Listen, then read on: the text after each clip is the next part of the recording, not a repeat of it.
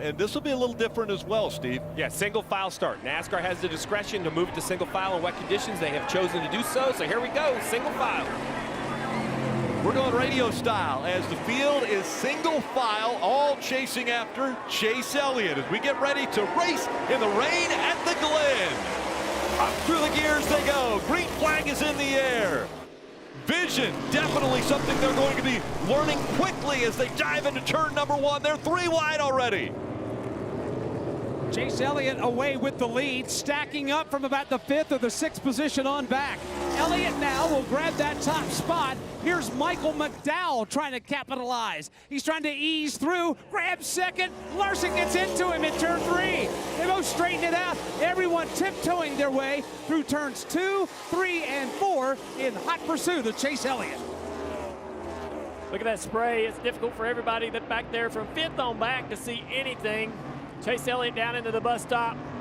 Watching everybody gingerly go through this part of the racetrack. I do not envy these drivers under these conditions. Watching them around the carousel. A lot of guys running the higher side, trying to find grip up there. Not running the traditional low line. Everybody gets through the bus stop pretty clean, real surprising. We have one car actually missing, have to pull in to stop to serve a penalty. He'll pull away. As you can see right now, they're all testing the braking limits. They don't want to make a mistake early, but track position does matter no matter what. So every one of these drivers navigating down that back straightaway, how much can they see? Look how much spray there is, and where is the corner? I mean, it's very difficult to see, and what is my braking limit, and how much will these rear tires stand on the gas? Chase Elliott now with about a 3-car length advantage over Michael Mcdowell as he goes into turn number 1, being followed by that 5 of Kyle Larson, and around goes the 16, A.J. Allmendinger, the first to spin as he tried to test the limits just a little too much. I couldn't tell if there was contact with the 2 of Hendrick or not. He was running in the 5th position. Still hasn't got back on track, but we are under green. Take another look at what happened. Yeah, you see right there, yeah. Hendrick just basically straight. I don't know if he was in too deep in the wet and couldn't turn. But heavy oh, you see the tires locked up on the front of the 2. He's trying to slow down, just skipping across the wet pavement into the right rear quarter panel, and around goes Allmendinger. The car that served the penalty the lap before through the bus stop was Eric Almirola at the tail end of the field with AJ. Watching everybody else come through the bus stop again. Pretty much clean so far. Everybody taking a very careful approach to the carousel. Really wide around that racetrack. The bottom groove's still a little bit slick from the rain. Off to Jeff. Yeah, see, Chase Elliott was running offline. The other cars, the other drivers had decided to put the car on the normal traditional line. See how far up the corner he is? Not down there by the curb. That's trying to get into a part of the racetrack that's not slick because of oil and rubber that's on the racetrack.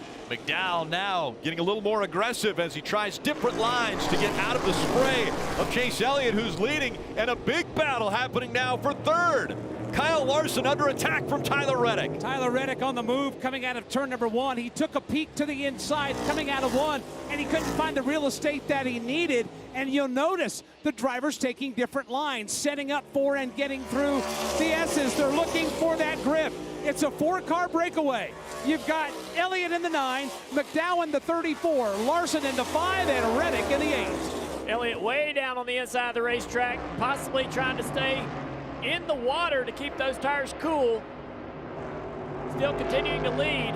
Really, really tidy line behind him for Mcdowell. Now Mcdowell under a little pressure to the bottom of the racetrack goes the 5-car. Not enough grip down there to make it work. Around the outside, Reddick trying to take a position. Yeah, McDowell's a driver that has a ton of road racing experience. We see how good he is on road races. This wet condition, I think he sees it as an opportunity. You're going to see him pushing pretty hard, how far offline he was, comfort in himself, comfort knowing what he needs. Look how far out he is compared to everyone else. Well, as this battle was up front, we showed you A.J. Allmendinger spinning into turn 1. Well, he wasn't alone. Under further review, look right here, the 21 of Harrison Burton, the 7 of Corey LaJoie, both spinning into turn 1. No contact, no damage, but definitely lost some track position. Now back to live action. The battle continues in this top 3, Bagman. Reddick being aggressive early. Tyler Reddick is on the move. He's just gotten the 3rd spot. He's trying to get the 2nd spot, and now he's trying to go for the lead. Here's Michael McDowell. Power move coming downhill into the S's. He'll go from 3rd to 1st, but not if Chase Elliott has anything to say about it. Good Ford Chevy battle for the lead going to the back straightaway. Every corner, every lap, these drivers get braver and braver. It's really easy, I think, when you're following somebody to be the one to push harder, push harder. The guy out front really has nobody in front of him to judge off of. Mike McDowell taking a few laps, build up that confidence, pushes his car into the lead. Now can Chase Elliott learn a little bit from the 38 car. McDowell with nothing to lose, knowing if he wins this race, he can work himself into the playoffs. The sun is coming out, so this track is going to continue to dry. Watch them move around as they start looking for dry portions of this racetrack. Michael McDowell now out in front of the field, Dave. And looking good as Tyler Reddick takes over 2nd place there in the final corner. Michael McDowell in that yellow 34 should be no surprise that he's up front now searching for a little water for those tires. That's part of his expertise in racing in the rain. But specifically, he's raced in the rain here at Watkins Glen. You see a wiggle just a little bit there through turn 1. It was in a prototype car in the IMSA series, but he was able to understand exactly where things puddle and don't puddle, where you can get the water when you want it and when you don't. And McDowell now takes the lead in his Mustang. Yeah, I think that, you know, when you're wanting to find water, basically you're trying to put a little bit of temperature out of the tire. The tire's going to get really, really hot. You don't want to overheat these rain tires. So you'll run offline on the straightaways and put them in the wet where it's not dry to keep the temperature down. And get back in line for the corners. McDowell, oh, somebody's missed the corner. Looks like the 5 car here. Kyle Larson has missed the entry to the bus stop. Parker, what you got? You see Justin Haley at the bottom of your screen there was on pit road. His window net came down. Sometimes you just don't get things latched when you're rushing there, like we had the situation for some of these teams as we came down there from the pace laps from the rain and then got back out there. As you look at this incident from Kyle Larson. Yeah, Kyle Larson just goes straight. He has to come to a stop. He does to reduce the penalty. So, you know, wise move to not make it worse, but such an unfortunate situation for the 31 at this.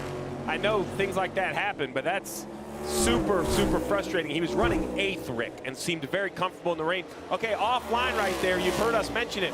As these tires get a little too warm as the track dries, you're going to look for those puddles to actually cool these rain tires until you get the slicks. If you get the slicks, it'll be the opposite. Leaders leaving turn 1 downhill into the S's, and right now Michael McDowell looks in the rearview mirror. He thought he was sailing high right now, on high tide as it were, but he looks back. He's got Tyler Reddick starting to close in on him. Reddick's got some work to do, but both McDowell and Reddick are searching for the most grip they can and the wettest part of the racetrack because it's slowly starting to dry out here in the S's. See back at the very back of the screen, the 17 of Busher in 4th place, having another solid run. Marty, what you got?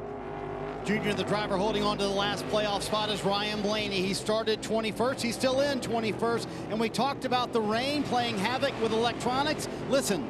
Quick note, my fuel pressure is not working. It says I'm -10 right now, so I won't be able to tell you very good if it starts to drop before running long. I'll just have to wait and feel it. So, FYI. There you go. So, Steve, I know that's one gauge that's gone bad inside the 12 car. I would assume for Jonathan Hassler, he's worried more might go bad inside the car. But the fuel pressure, driver not being able to read it, worry you at all? You know, I think you're going to be okay at this point. You're going to go off math. Now, you'd hate it if you had to diagnose an issue, you won't be able to. But at this point, there's nothing you can do. 6 laps complete.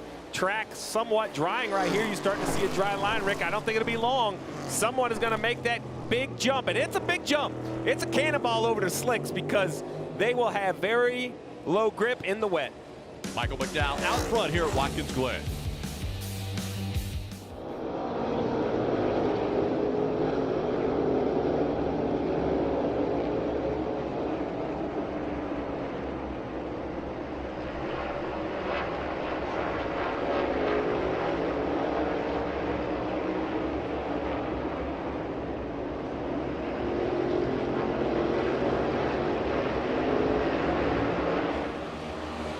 $14 laps remaining in stage 1, and things are looking good out here at Watkins Glen. There is no more rain in the area, and that question of whether or not we're going to be seeing these slick tires back out on the racetrack has gone from a if to a win. We're hearing crew chiefs talk to their drivers, putting really the ball in their court, saying, you tell me, as the track dries, keep me honest, let me know when you want to bring it in and put on these slick tires. Because we're already seeing teams down here uncover their slicks and start preparing them. So I expect to see drivers come down pit road any lap now, and it's going to be a pretty interesting strategy play to see which drivers feel confident putting those slick tires back on here early on in the race.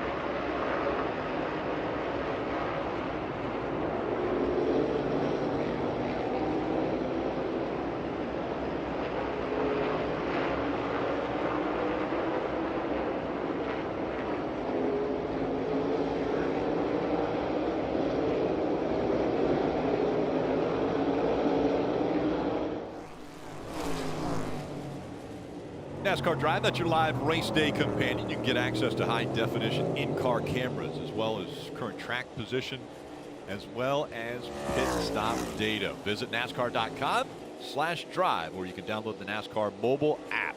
NASCAR Cup Series racing, it's the Go Bowling at the Glen. Already 8 laps complete on lap number 9 of the first stage. Marty.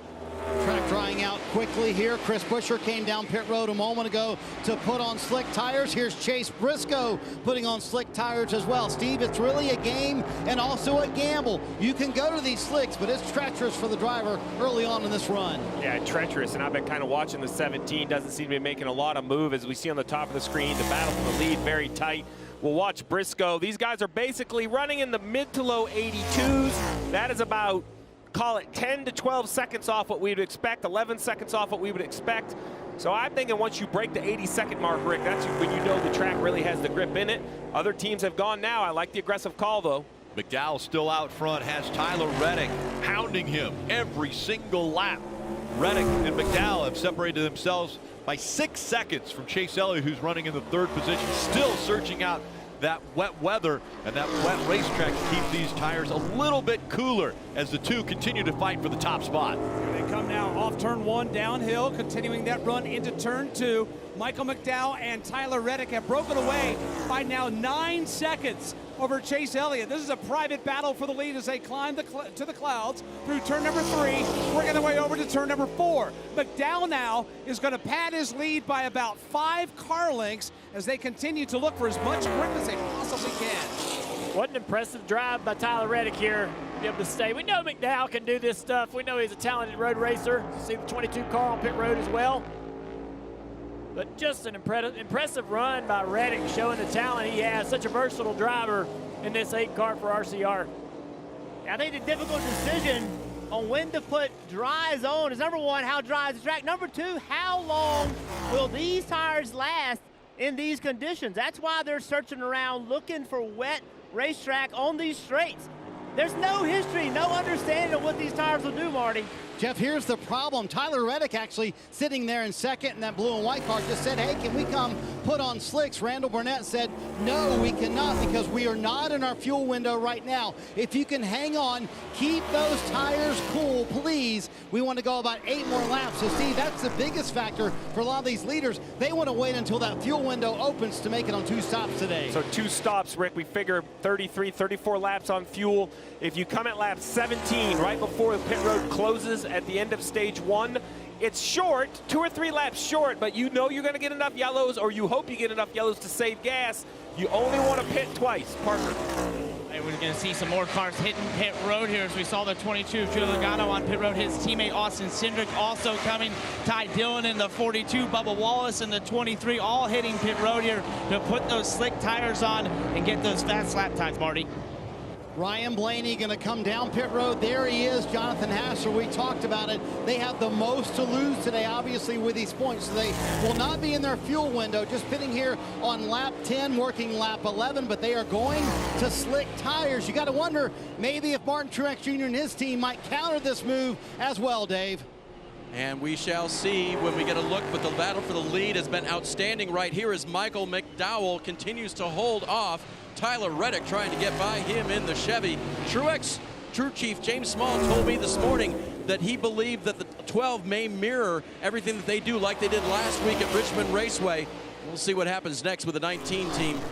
They said they were coming to pit road next time to give him 4 fresh tires, and they'll probably be slicks. Well, the reason they're going to slicks is that 17 of Buescher, the 14 of Briscoe. Briscoe, fastest car on the racetrack on slicks. So I know they were thinking about fuel windows, but right now, if you stay on these tires, you're giving up seconds a lap to the slicks. This is not just uncomfortable for the crew chiefs. This is something new as they go down the backstretch to Dale Jr. As you look at the top 2 here, McDowell, Reddick, first and second. Look on the screen in the pylon in 3rd position. Gilliland has ran all the way up into 3rd place. Teammate to Mike McDowell. Pretty impressive run for that young man as you watch the leaders go into the carousel. Still using that higher line. The 8 of Reddick a little bit lower, offsetting just a little bit for Arrow. Yeah, great battle. It's fun to watch these guys going at it. See the 2 different lines down the straights. McDowell using a lot of mirror right there, trying to understand where Reddick is. All clear, bud. Pitting this time, pitting this time. Pitting this time. Here they come. So McDowell will give up the lead, and he will come to pit road to get those slicks put on. That means that the 8 of Reddick stays out, and he will go another lap, but he's now the new leader. Dave. Been a great weekend for Michael McDowell and Front Row Motorsports. They qualified 3rd for this race. They were behind the 2 Hendrick cars. Michael very confident in that move. They go to the slicks. They take the cover off of that vent on the top of the windshield, and they will give him Sunoco fuel to try to get him to another fuel window. As talked about, this won't really put him where they want to be, but it gets them on the fast tires. Well, they have no choice. They basically had to swap over because this guy right here, Briscoe, Chase Briscoe, one of the first tire cars to slicks. He, I believe, is going to cycle as the leader of the race. You see the Xfinity fastest lap at 76.97. So as he heads into turn 1 on the left side of your screen, you should see the 34 of McDowell just show up. Oh, I think McDowell's going to beat him off, but barely. There you go. That right there will be the race for the lead when everybody puts their slick tires on. Look how quick. So McDowell's trying to figure out how to get these slicks, and Briscoe's like, man, I've been out here. I got this figured out. He's going to try to attack right away. For the lead, or eventual lead after everyone comes to pit road to make the change. McDowell still out in front of Briscoe. He was 13 seconds back when he pitted, and now he is right in front of the 34 here. He misses the line just a little bit there. The 14 gets a little wide. You see the 17 of Buescher right here as well as they go through the carousel. That's Christopher Buescher, by the way, Dale. McDowell's finding the grip in these tires, finally putting the pressure back to the 14 here, Jeff. Yeah, it's just a quick learning opportunity right here. Buescher has an opportunity to go with the 14 car, knowing that he's got tires and he's had them. He knows how to push them. It's a lot of learning. You see the 24 car, he's on the model, wrapping around him. Look at the congestion here on the front stretch as we see Tyler Reddick coming off of pit road, but the pack is going to go by him as he tries to get off of pit road on those slicks. Here comes this pack of 5 cars. Oh, it's going to be the same thing again. Briscoe's going to be on his bumper in front of you, Bagman. Here they come now on the hill. Reddick is out front, but for how long? Here's Chase Briscoe. He's trying to find his way through, almost pushing Reddick through. McDowell almost pushing Briscoe through. And then you've got Christopher Buescher there as well. Here comes Briscoe taking a peek out of the pocket. They're throwing blocks. They dare not get offline. Oh, look at the 8. He misses the entry to the bus stop. Has to come to a complete stop here. Serve that penalty. Then he'll pull away. Look at all the time he's going to lose because of that. As these leaders, soon-to-be leaders, running up on some slower traffic here. Yeah, what a great battle we're watching right here. It's so much fun to learn, to watch these guys learn as quickly as they're having to. Where are the dry spots? Where are the wet spots? Pushing hard. The transition from rain tires to slicks and how it's working out for each driver.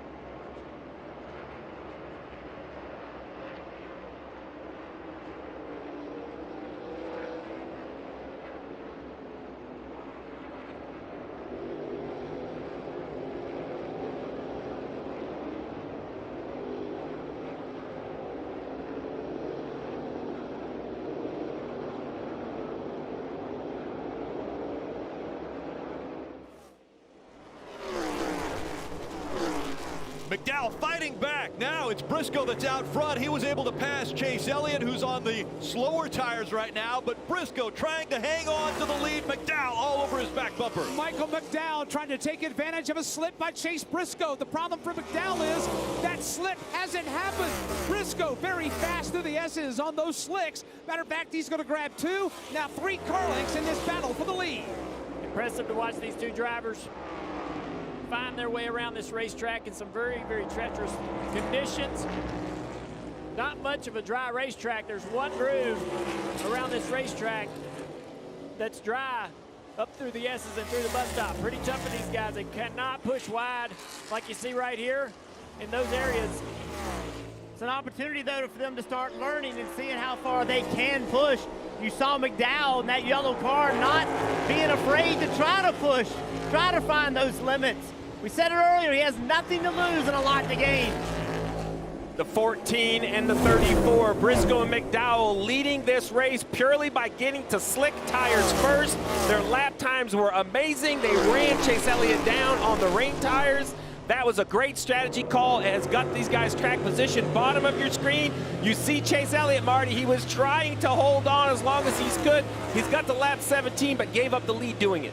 these Hendrick Motorsports cars, the last one to come to pit road to take off those rain tires. And once Chase Elliott got passed on the racetrack, he plummeted through the field from the lead to 10th in one lap. Alan Gustafson, Steve, was trying to stretch it as far as he could, working lap 18 right here. He told me this morning, we can't really connect it from lap 17. From lap 18, we can connect it to make it on 2 stops. Chase Elliott staying out there, Parker, trying to make it a 2-stop race. Right, and it's the same exact situation for Kyle Larson, who you saw miss the bus stop. They wanted to get to a lap, would put them in their fuel window. They felt this was the lap and pulled them directly down to get on those slick tires finally. So as this battle rages, just to connect that whole story, these guys that gave up track position, all of those Hendrick cars, they think from here they only have to stop one more time to finish this race. Now you see Mcdowell says, man, I got to get on their fuel strategy. This is purely a counter to try to not have to pit twice. So he comes to pit road before the end of the stage. That leaves Briscoe out. Briscoe is feeling great about winning the stage now, Dave.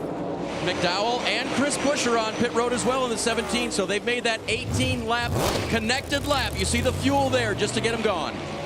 Steve, they were the only 2 that were close enough to the leader to be able to get onto pit road before it was closed with 2 laps to go. Absolutely right, Rick. The 14 of Briscoe, when he took the start-finish line, 2 to go, close pit road, everyone else is committed. The action is furious. It's all over the racetrack. What you need to know at home is we're a lap and a half from the end of stage 1, and we're all going to have to take a deep breath and reset, including myself. This has been a captivating first 19 laps.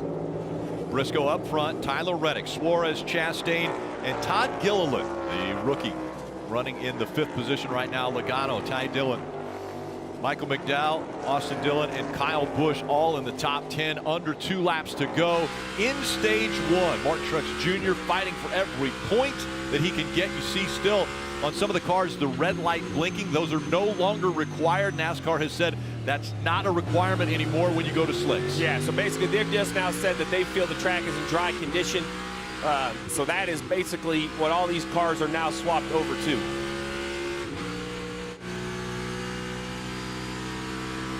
I love this look at Kevin Harvick with the clear visor. You can see the work he's putting in. Truex right behind him.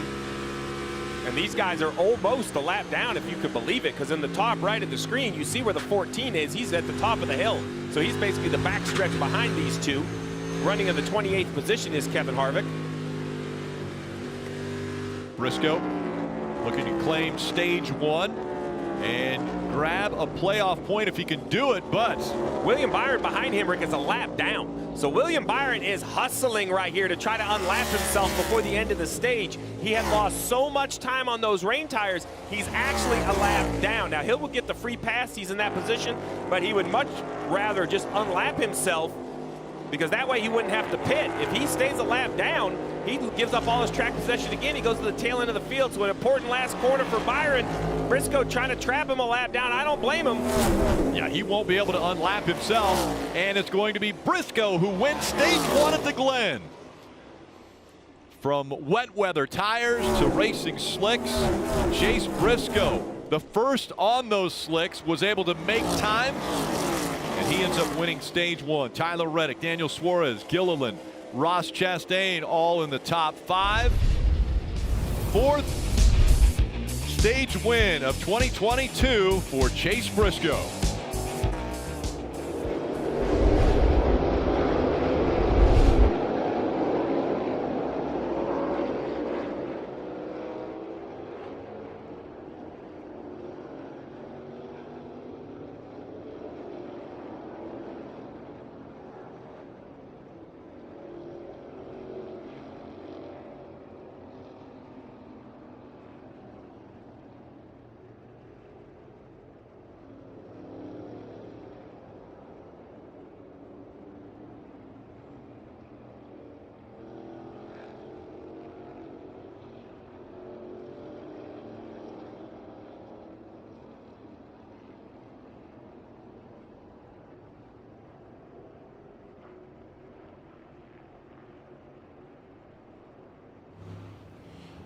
Stage 1 is complete, and Chase Briscoe is the stage winner.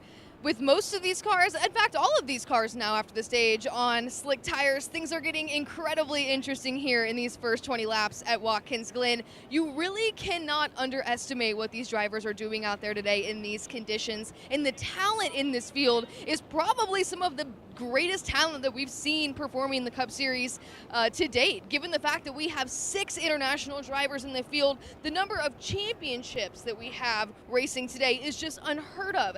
8 Cup Series championships, 16 in the Xfinity Series, 3 in the Truck Series, 2 in the NASCAR Euro Series, 2 IMSA championships, and a Formula One championship, and 1 DTM champion as well. Really think about that. That is such a variety of different types of motorsports, and to the highest level of success, champions are in this field today. We are going to see some elite racing here the remainder of the day at Watkins Glen, and I am thrilled to see how it develops. Cars are coming down pit road now. We'll keep you updated on pit stops.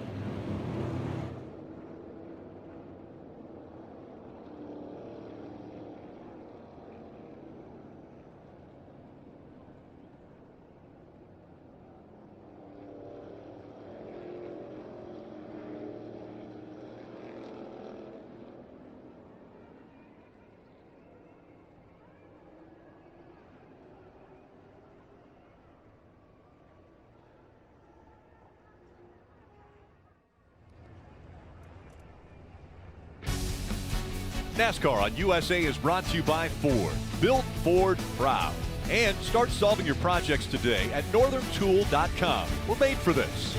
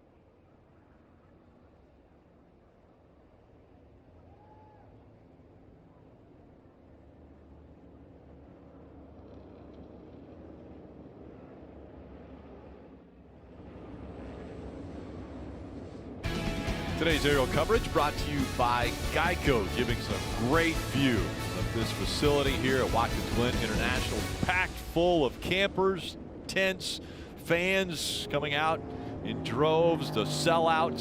And I hope that they all decided to wait out that little inclement weather that was here so that they can enjoy this racing like we have. That first stage was really amazing. It was great. You see right here, kind of a split decision. All the strategies right here, but Dave Briscoe on pit road. He is indeed below him. The one of Ross Chastain kept it clean through there. Pitted on lap 11. We'll take on 4 Goodyear tires. Fill it full of Sunoco fuel here to get to the next window, Marty. Terrific radio between Johnny Klossmeyer and Chase Briscoe. He came on the radio and said, if you start up front, can you win the stage? And then he said, our only shot to win is if we pit now. They do fuel only here. For Chase Briscoe, one stage one, back with the start of stage 2 in a moment.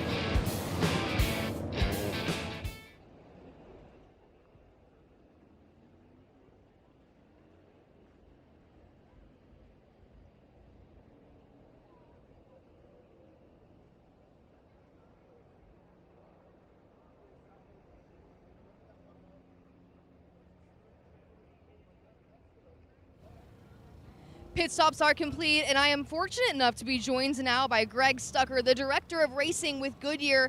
Now, Greg, there's obviously a lot of talk today about tires, and these tires, specifically the wet weather ones. What can you tell me about what makes these unique and makes them effective? Just like any form of motorsports where you race both in the dry and the wet, the difference is in dry, you don't have a tread pattern. You have a tread, but it's slick, right? For the wet, obviously, we need channels, grooves, just like you have in your street tire, right? And so that's the difference. Also, the compound is formulated to work in cooler and wet conditions because the temperature of the compound is not going to build up as quickly with all the moisture on the racetrack. So again, it's very similar to what people would see elsewhere in the world race-wise. We just tune our tire, obviously a much heavier vehicle, but it's still got to do the same thing. It's got to be able to handle extremely wet conditions, as we saw at the start of the race today. And now, guys are switching over to the dries, so we feel very confident it really did a good job. Well, and to that point, quickly, I know you mentioned that there is, obviously these are made to be most effective in wet conditions, but with the discussion of when to change over back to slicks, how do you describe how these race when it starts to dry up? Yeah, what happens, like I said, they're formulated to operate in those kind of conditions, so when the racetrack starts to dry, then they're going to heat up very quickly. And I think, if you saw some of the guys that waited until just before the stage break, if you look at their tires, they were pretty heavily blistered, particularly the rears, right?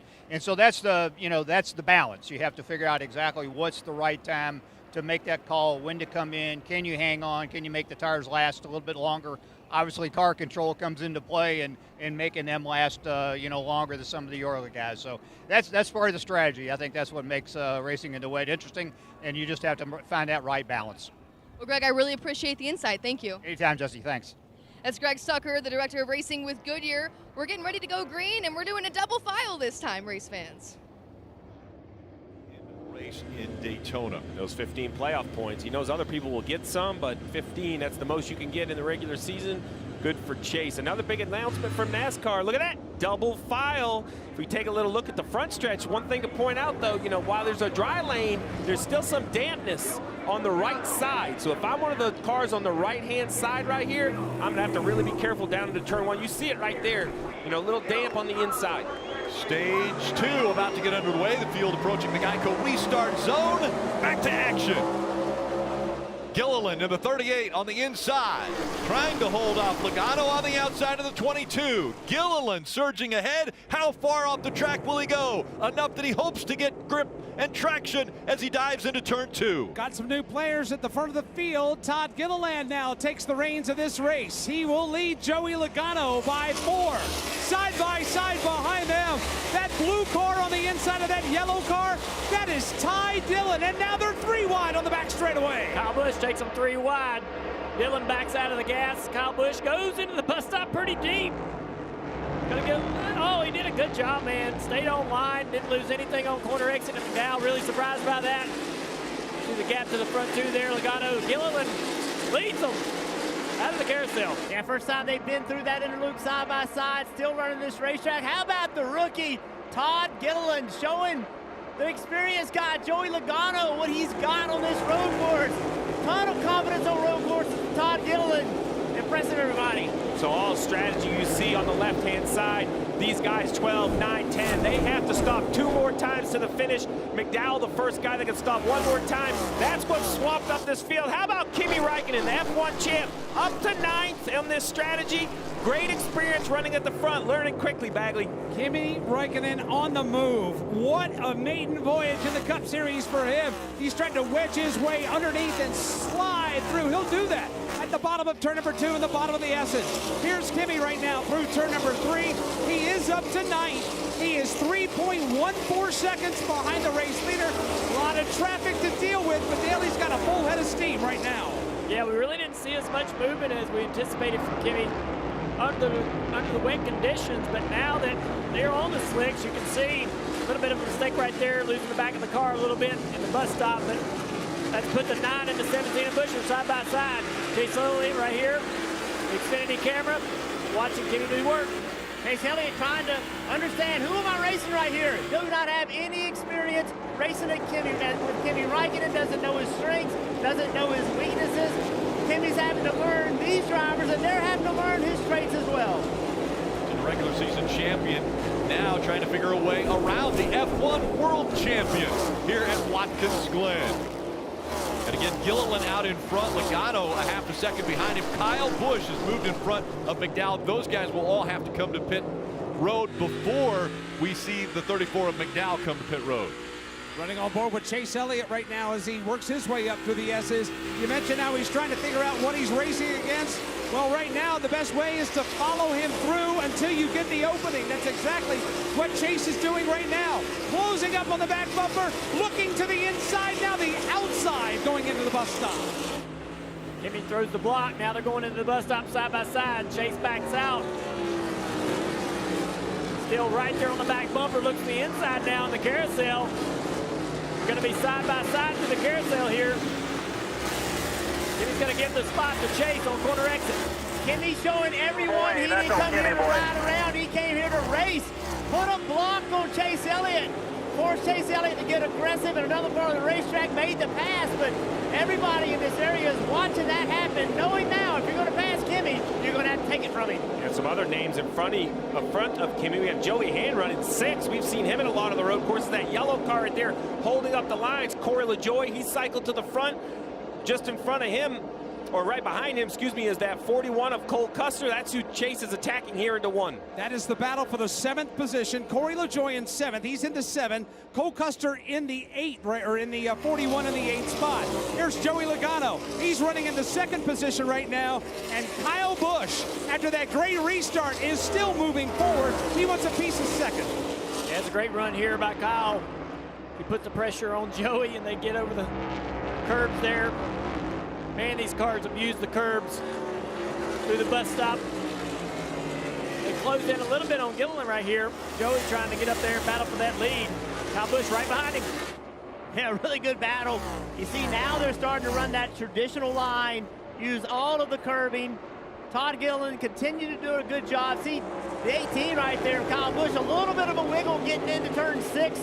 A little bit of an over-break, he was able to get control. And the two-time champion Kyle Busch opened up this weekend about how difficult it has been not having a contract for next year to drive for Joe Gibbs Racing. He doesn't know what his future holds, and he said it's been sleepless nights. It's a big pass there by Logano as he goes by Gilliland. Logano in front of Gilliland now. But Todd Gilliland wants it back. He'll move back to the inside of Logano, reclaim the lead before they even get to turn 2. But all that jostling has allowed Kyle Busch to close in, and it's also allowed another yellow car to close in. Michael McDowell in the 34 car. 4-car breakaway, 4-man free-for-all for the lead on the back straightaway. Here comes Kyle Busch up on the inside of Logano. He backs out. Logano really overdriving the entries, really pushing a lot. We saw him slide the right front tire. Now down to the inside of Gilliland. Gilliland's car's slowly going away here, struggling with the balance of the 38. He's going to give up several spots, being very careful on that outside in the wet. Oh, he's off the pace. He's off the pace, headed to you, Jeff. Yeah, he's way off pace. You can see him wiggling the car back and forth. Is there any chance he's out of fuel? I don't know, but saw him wiggling the car. Yep, it's broken axle. As he goes, oh, yeah, as he went by me, you could hear the engine acting very oddly, saying he might have broken an axle. What a shame for Todd Gilliland with a good run going today. We talked about the abuse over the curbing. That's something that can happen. As you jump over the curb, the weight comes off the rear tire. If you can land, it's not really an axle like it used to be going to a normal Ford 9-inch. It's a little bit different the way this drive system works, but it still takes power and brings it out to each rear tire. That's what sounds like the issue is on the 38 car. Not something you're going to be able to repair on pit road, so of course they'll do their due diligence. Marty. They're going to check the rear end here. Remember, they finished top 5 at Indianapolis, so they're putting the rear tires on, Steve, but they do indeed think it's a broken axle. And a moment ago, Todd came on the radio, said something is broken in the driveline, no doubt about it. Too bad for Todd. Did such a nice job. Joey Logano still looking good, Rick. Still out front. Kyle Busch running 2nd. McDowell is 3rd here at the Glen.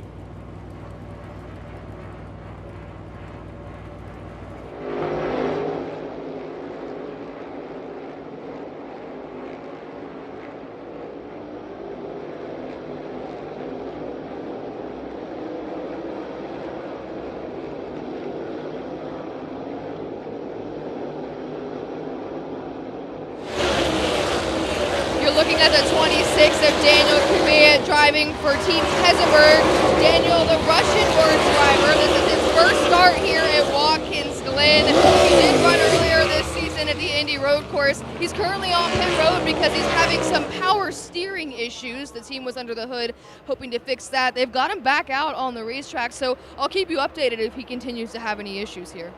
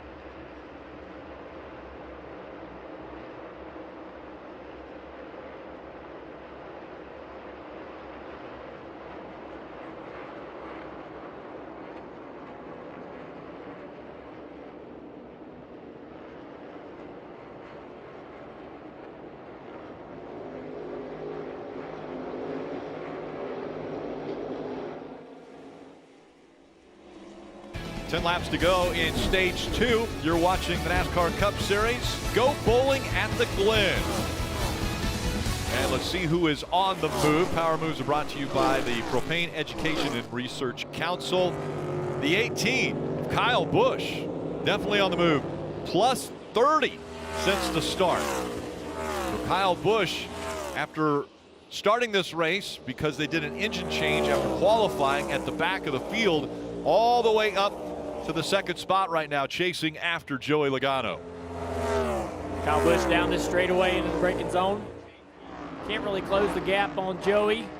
Keeping a nice little gap between him and Mcdowell. And we've seen, you know, the 18 car doesn't have the results, but they have had races like this where they have been fast at some point or another, showing that the 18 and Kyle Busch still have the pace. A lot of odd things happening this year, Jeff. Yeah, a lot of odd things. We've talked a lot about. He doesn't know what he's doing next year. We got to spin, Jeff, over in the interloop, the bus stop. The 8 cars involved. Can't tell who that other is, 70 to 77 as well. Rockefeller. 8 car right there trying to get refired. Gonna get it started. Get over here on the asphalt so we can get out of there. Luckily, it looks like there's very minimal damage. You just hope those toe links are all straight there, Letarte. Yeah, that would be my concern. I thought for sure they were going to get stuck in the mud, but he drove away no problem. So right now you see Logano leading Kyle Busch. But right here, I want to bring this to your attention. 2-stop strategy, which is what everybody on pit road thought was the best strategy. They only have one more stop ahead of them. Leading Mcdowell, second on that strategy. Chase Elliott, third, Chris Buescher. So while Logano is leading the race with Kyle Busch, those cars, Rick, only have to stop one more time. As we look at the top of the screen, it looks like some contact, Junior. I couldn't really see how it got started. Everybody did such a good job right here trying to avoid. Everybody able to get through there without no problem. And Tyler Reddick, you know, lose a lot of track position. He's got the pace, though. They'll figure it out how to get in that track position back. Marty. So, Rick, all those strategies that Steve just talked about a moment ago, Chase Elliott and his team, they can do it on one more stop, but it's going to be tight on fuel. But Alan Gustafson opened up the green light for the end of the stage. Listen. Talk to me about some strategy stuff and what I can do to help when you get a second. We'll do. If you can make progress and potentially win this next stage, we'll do it. If not, just save what fuel you can so we can make it to our window or right on the number. That fuel so tight, Dale Jr., but they're trying to make it on one more stop. So they want that playoff point, no doubt about it. 7 to go here in the stage. Talking to a couple of crew chiefs down here, they think, no doubt, Chase Elliott and those guys on the right strategy today. See him right here in the bus stop, right ahead of Ty Dillon. Ty Dillon having a pretty solid little run right here behind him. Joey Hand as well. These two guys are hanging on to the tail end of that 9 car, running right in the 5th and 6th position. Yeah, Ty Dillon, we talk a lot about Kyle Busch not knowing what he's doing next year. Ty Dillon in the same situation. Noah Gregson going in this car starting next year. Ty Dillon is rehearsing, auditioning every single week for a ride, trying to show everybody in this sport that he can still get it done. Number of seats running out, though, is the problem for drivers like Ty Dillon. When you have Kyle Busch out there also searching for a ride, potentially, if he's not coming back to the 18, he goes to the top of the list as far as drivers looking for positions. Watching Ty Dillon go off course right there. Now he starts to face another challenge. It was Chase Elliott. Now it's Joey Hand. And further back as they come off the end of the front straightaway and diving down into turn number 1. Martin Truex Jr. in the 19. You've also got Ross Chastain around him in the 1. And you've also got Loris Hazelman's now flying around his outside as everybody now trying to work their way through the S's. And now here's Daniel Suarez right behind the 19. He's looking for real estate. He's got a lot of work to do to get by Truex. Martin offline here. Going to go in there side by side with the 99. They're going to continue to battle through the exit. Suarez is going to get that position right behind him. Bowman now put the pressure on. Martin struggling today, just don't have the good speed or the pace that we usually see from this 19 car. It's not been the same 19 car at the road courses since the next gen. No, it's really not. Really struggled all year. Kyle Busch, though, having a really good day up in 2nd place. I'd say this is the best we've seen a Toyota run all year on the road courses, but Truex struggling. As we're riding along with Martin Truex Jr. and the Toyota onboard camera, you've got Denny Hamlin, who stayed on the rain tires a little too long, as a lap down.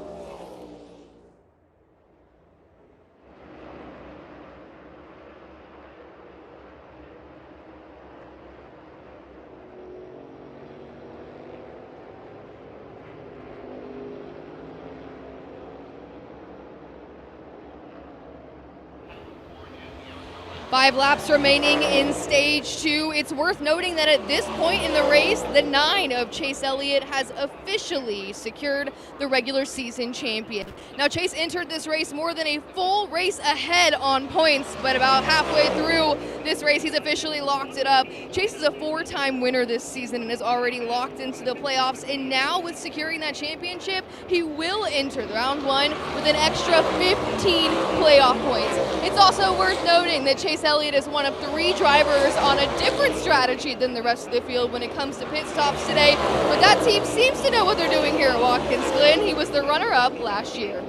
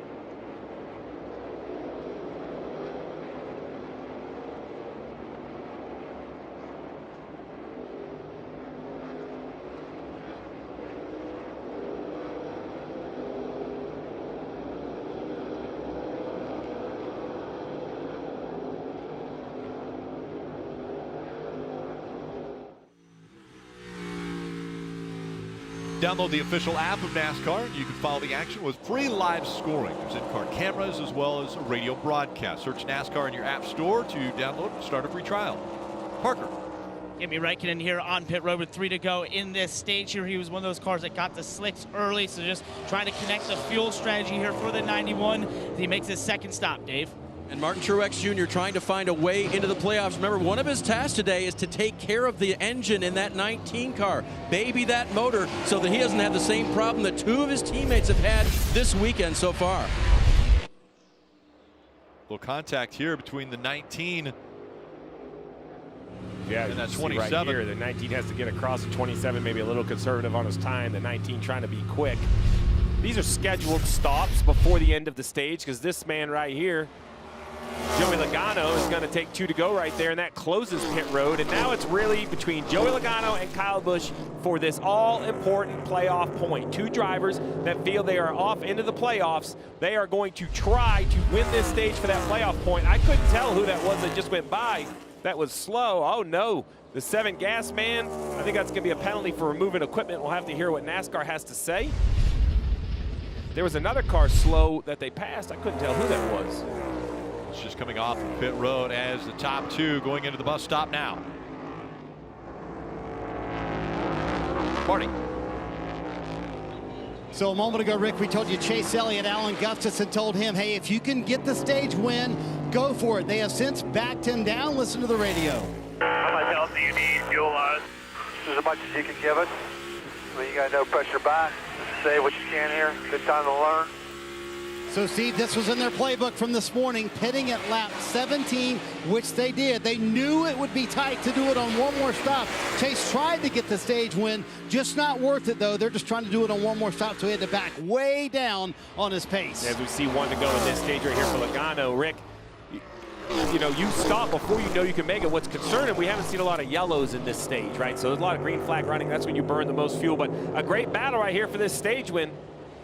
Comes down to Joey Logano and Kyle Busch. Right now, Logano's got about 3, maybe 4 car lengths in hand over Kyle. Kyle should just probably take this second place finish of this stage and then go to the final one. No need to put that car in a precarious position. Although, he's done it before. The question is, can he do it in the next half lap? I think Logano's certainly got a comfortable lead. Neither one of these guys are going to push that hard to make that type of mistake. I don't believe these 2 veterans. Kyle, though, getting a wide entry. That's a unique line into the carousel to be able to try to maximize the acceleration on corner exit. Yeah, right now, Joey Logano coming to the end of this stage. Just no mistakes. Get in these corners easy. Don't try to leave too much speed on corner exit. Simply make no mistakes. Get this stage win. Logano already 2 wins in the 2022 season and 3 stage wins. This will be stage win number 4 for Joey Logano as he takes the green and white checkered flag here at Watkins Glen. Mike Mcdowell continuing a great run in the 3rd position. Chase Elliott, you hear all these cars shut off. They're going to save gas.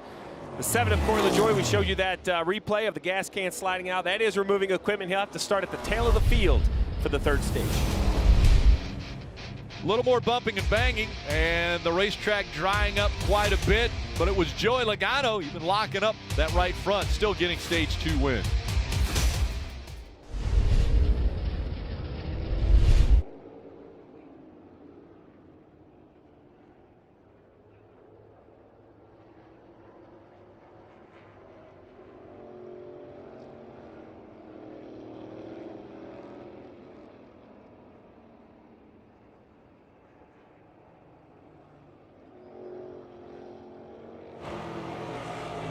Stage 2 is complete, and it's the 22 of Joey Logano that is your Stage 2 winner. But hey, how about the other Joey there getting some stage points? In the 6th position, that number 15 of Joey Hand, driving for Rick Ware Racing. This is his 5th Cup Series start, 2nd of the season, but first ever run here at Watkins Glen. Given all the challenges that have been thrown his way today with the weather and now the changing track conditions, pretty impressive to see Joey Hand have a 6th place finish here in Stage 2. Pit stops are about to get underway here as we approach the start of Stage 3.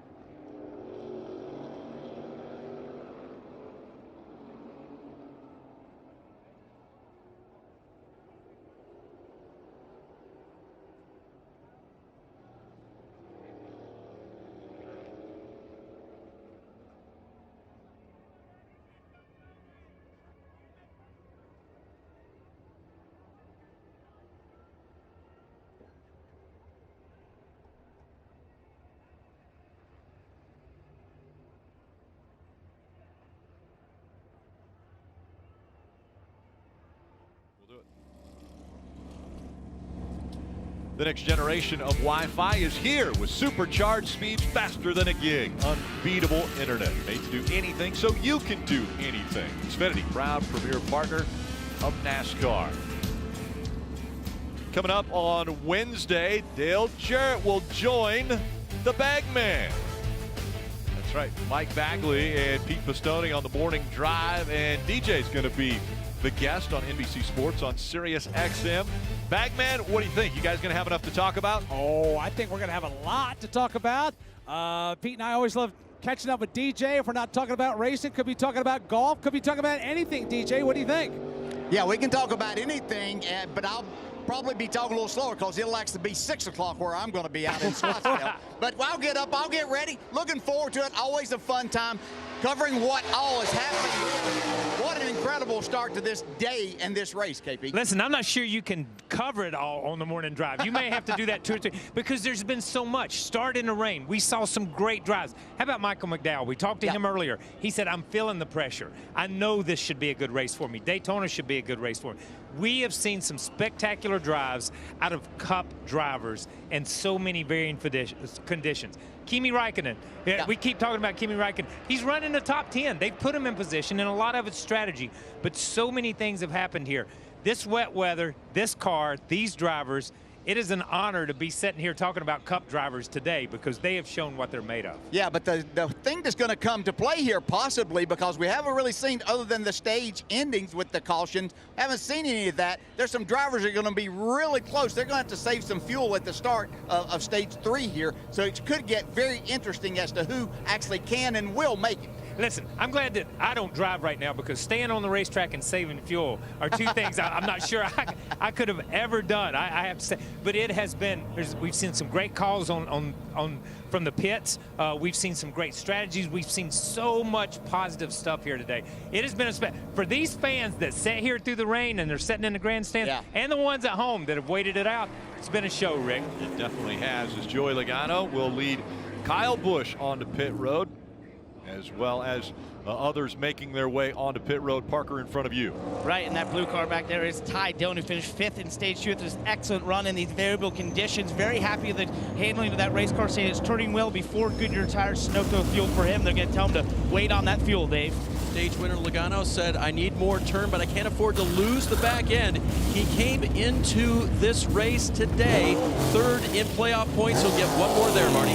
Dave, these are the teams and drivers that pitted at lap 9 or 10. They will have one more stop today. Kyle Busch needs more front grip. They're thinking maybe on that final stop, fuel only. A little drag race there between Kyle Busch and Joey Logano off of pit road. Stage 2 wrapped up. Logano wound up getting the stage win here at Watkins Glen, but all these guys will be way behind in track position.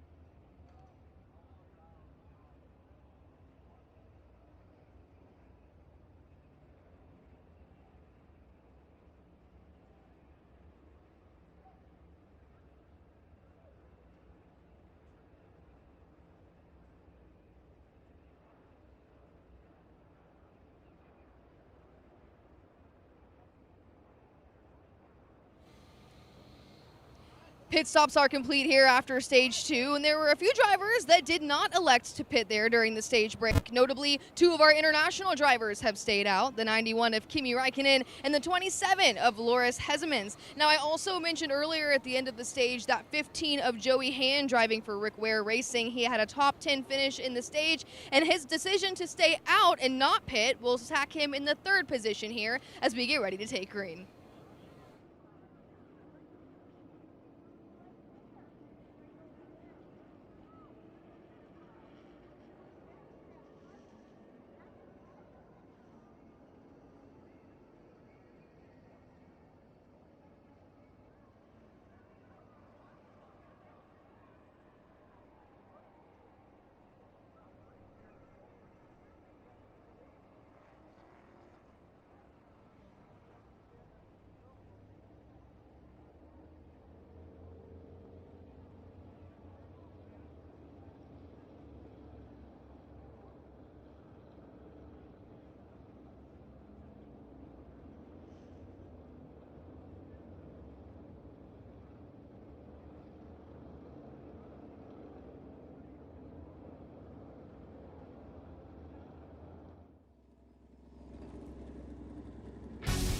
NASCAR on USA is brought to you by Propane, environmentally friendly energy for everyone, and by Go Bowling.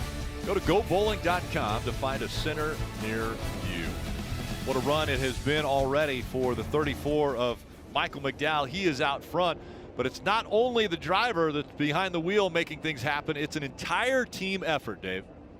Well, it certainly is, Rick, and we want to redirect folks to NBCSports.com to relive the story of Brett Sancelli and his sister, Courtney. Brett has dedicated his life to taking care of his little sister after she was involved in an auto accident early in their lives. Instead of being selfish and just worrying about himself, he took care of Courtney, brought her through life, watches over her every moment he can, even got the school to have her be the homecoming queen.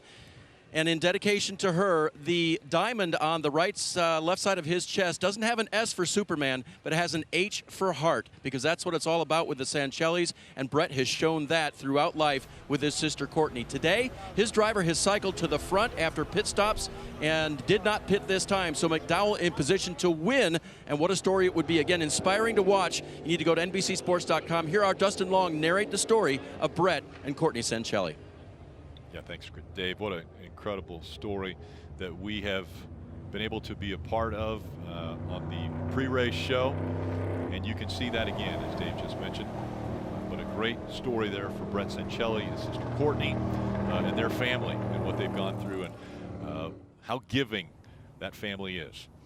But it's Michael McDowell who is out front of Chase Elliott and Joey Hand. Joey Hand's going to be on a little bit different strategy. He won't be able to get as far as the others will. But Marty, what about the 18 of Kyle Busch? Had to come back down pit road. A penalty on that last stop. Rick, Kyle said, what happened? What was the penalty for? Ben Bayshore said we were 1 inch over the front line. So when they did come back down pit road, Steve, they did top off with fuel, but Kyle Busch now even further back, going to have to restart in the 30th position. Yeah, that's all. I mean, that is tough. So we talk about strategy. You see last pit on the left-hand side. You see the 18, 17, those laps right there, 16 for Stenhouse. They're trying to stretch the fuel to one more stop. You mentioned Joey Hand. I don't believe he can do it from lap 12, but Parker, a good run for this 15 car. Joey Hand consistently been behind the wheel at the road courses. No doubt, Steve. And actually, the team just came on the radio and told him he's 2 laps short from being able to make it to the next window and to save fuel throughout this run, seeing if they can just hold on to that track position. That'd be an impressive strategy call if they can stretch it from 12. Before the day, I didn't even think you could stop before the stage with what I expected for fuel strategy. Marty and I had this conversation. He gave me his updates of what he's heard from some of the crew chiefs, and that's when it became apparent they could go farther than I was giving them credit for. But for lap 12, that'll be impressive for Joey Hand. Once again, 2 by 2, the field getting ready for the start of stage 3. The final stage here. There are 47. It will be 46 laps to go. Field approaching the Geico restart zone. McDowell first into the gas in the 34. On his outside, the 9 of Chase Elliott. So good at this racetrack. Can McDowell hold him off? Through 1, he will. And meanwhile, they're stacked up further back, bouncing off each other, sliding off course 4, 5 wide. As up front, they're looking 3 wide for the lead. Michael McDowell under attack now from Chase Elliott. Also, Joey Hand's in the mix.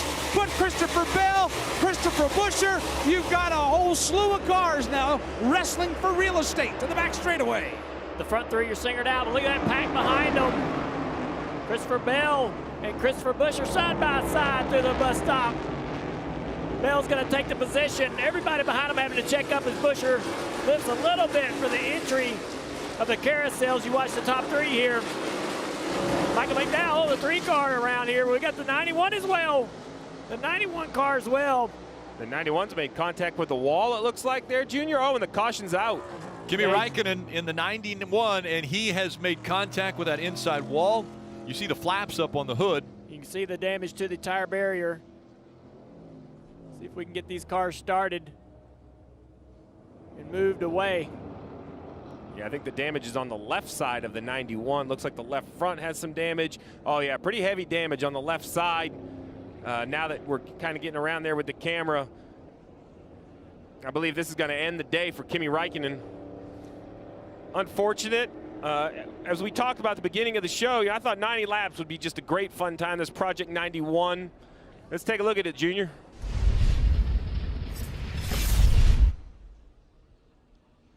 There you see in the middle of the bus stop, just some contact when the left rear quarter panel of the 3 car sends him around from the 1 of, I believe, Ross Chastain. Don't really see how Kimmy is involved, but obviously ran wide probably on the exit. So right there, I believe the 1 car gets into the left rear, sending the 3 around, and Kimmy is on the inside of all this and just gets ran wide. He jumps a tire on the 27 car and sends him right into the tire barrier. Yeah, I don't think there was anything the 91 could do at that point. Everybody stacks up. Oh, this would be a great shot at the 91. You're going to see him just get pushed left, right. There.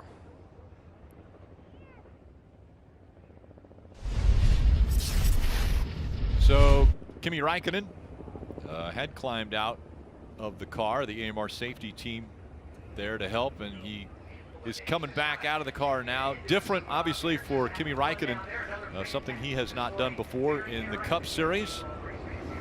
He will take the mandatory trip to the infield care center to get checked out. But Kimi Räikkönen, we saw him running up inside the top 10 early in this race. The F1 world champion now out of the race after this incident on lap 45. And all those cars that were reportedly very close on fuel, they love to see this yellow riding around saving gas. Caution has come out for the 3rd time here at Watkins Glen, this time involving Kimi Räikkönen.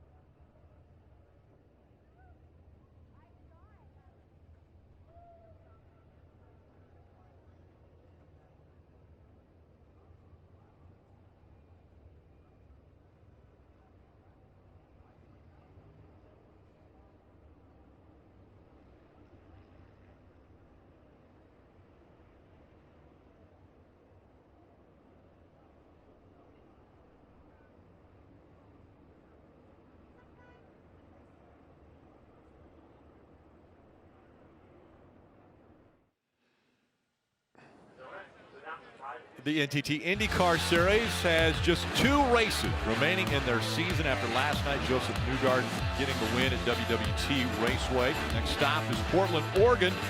Catch the action Sunday, September 4th. That's on NBC and Peacock.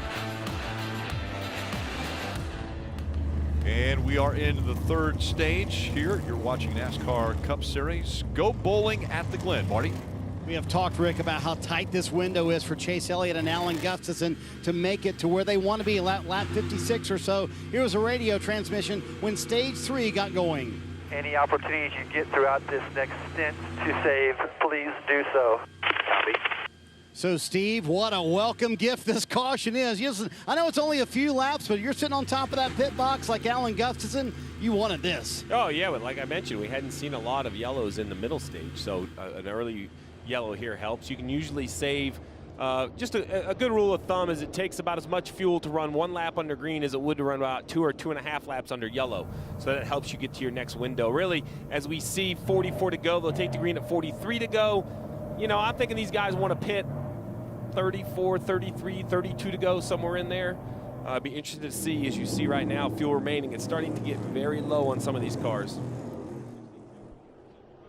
Getting ready for the restart. Michael McDowell, Chase Elliott, side by side. Once again, Chase was able to utilize that space just outside of turn 1 last time to get a great run for the lead as they're 3 and 4 wide behind him. Once again, 3 wide again coming into turn 2. Michael McDowell's able to hang on to the lead. Chase Elliott's trying to hang on to second because here comes Christopher Bell. Bell in that yellow and black car will move his way to the number 3 position. You got Kyle Larson, Joey Hand there. Clean restart and clean run up to the S's. Yeah, Joey Hand lost a couple of positions there on that restart through turn 1 and 2. Christopher Bell here now showing up on the stage. Larson as well rebounding from an earlier bus stop penalty to get himself into the top 4. But to the inside comes the 5 car of Larson trying to make a move on Christopher. They'll be side by side. Now it's just a battle to the brakes. Who can outbrake whom? You can see right now the 5 car with forward momentum able to brake harder into turn 6, gets that position. Joey Hand behind, trying to follow around. Yeah, that fight for third won by the 5 of Kyle Larson. He's taking that spot over. It's still McDowell in front of Chase Elliott, then Larson. And right behind him, Christopher Bell trying to hold on to 4th. Leaders come downhill into turn number 1. You're watching Kyle Larson there in the 5. You've got the 9 of Chase Elliott right behind race leader Michael McDowell. That 1-2 Hendrick Motorsports punch has been billed as the class of the field today. But they're going to have to get around Front Row Motorsports and Michael McDowell. McDowell now up to about 4 car lengths with the lead to the back straightaway.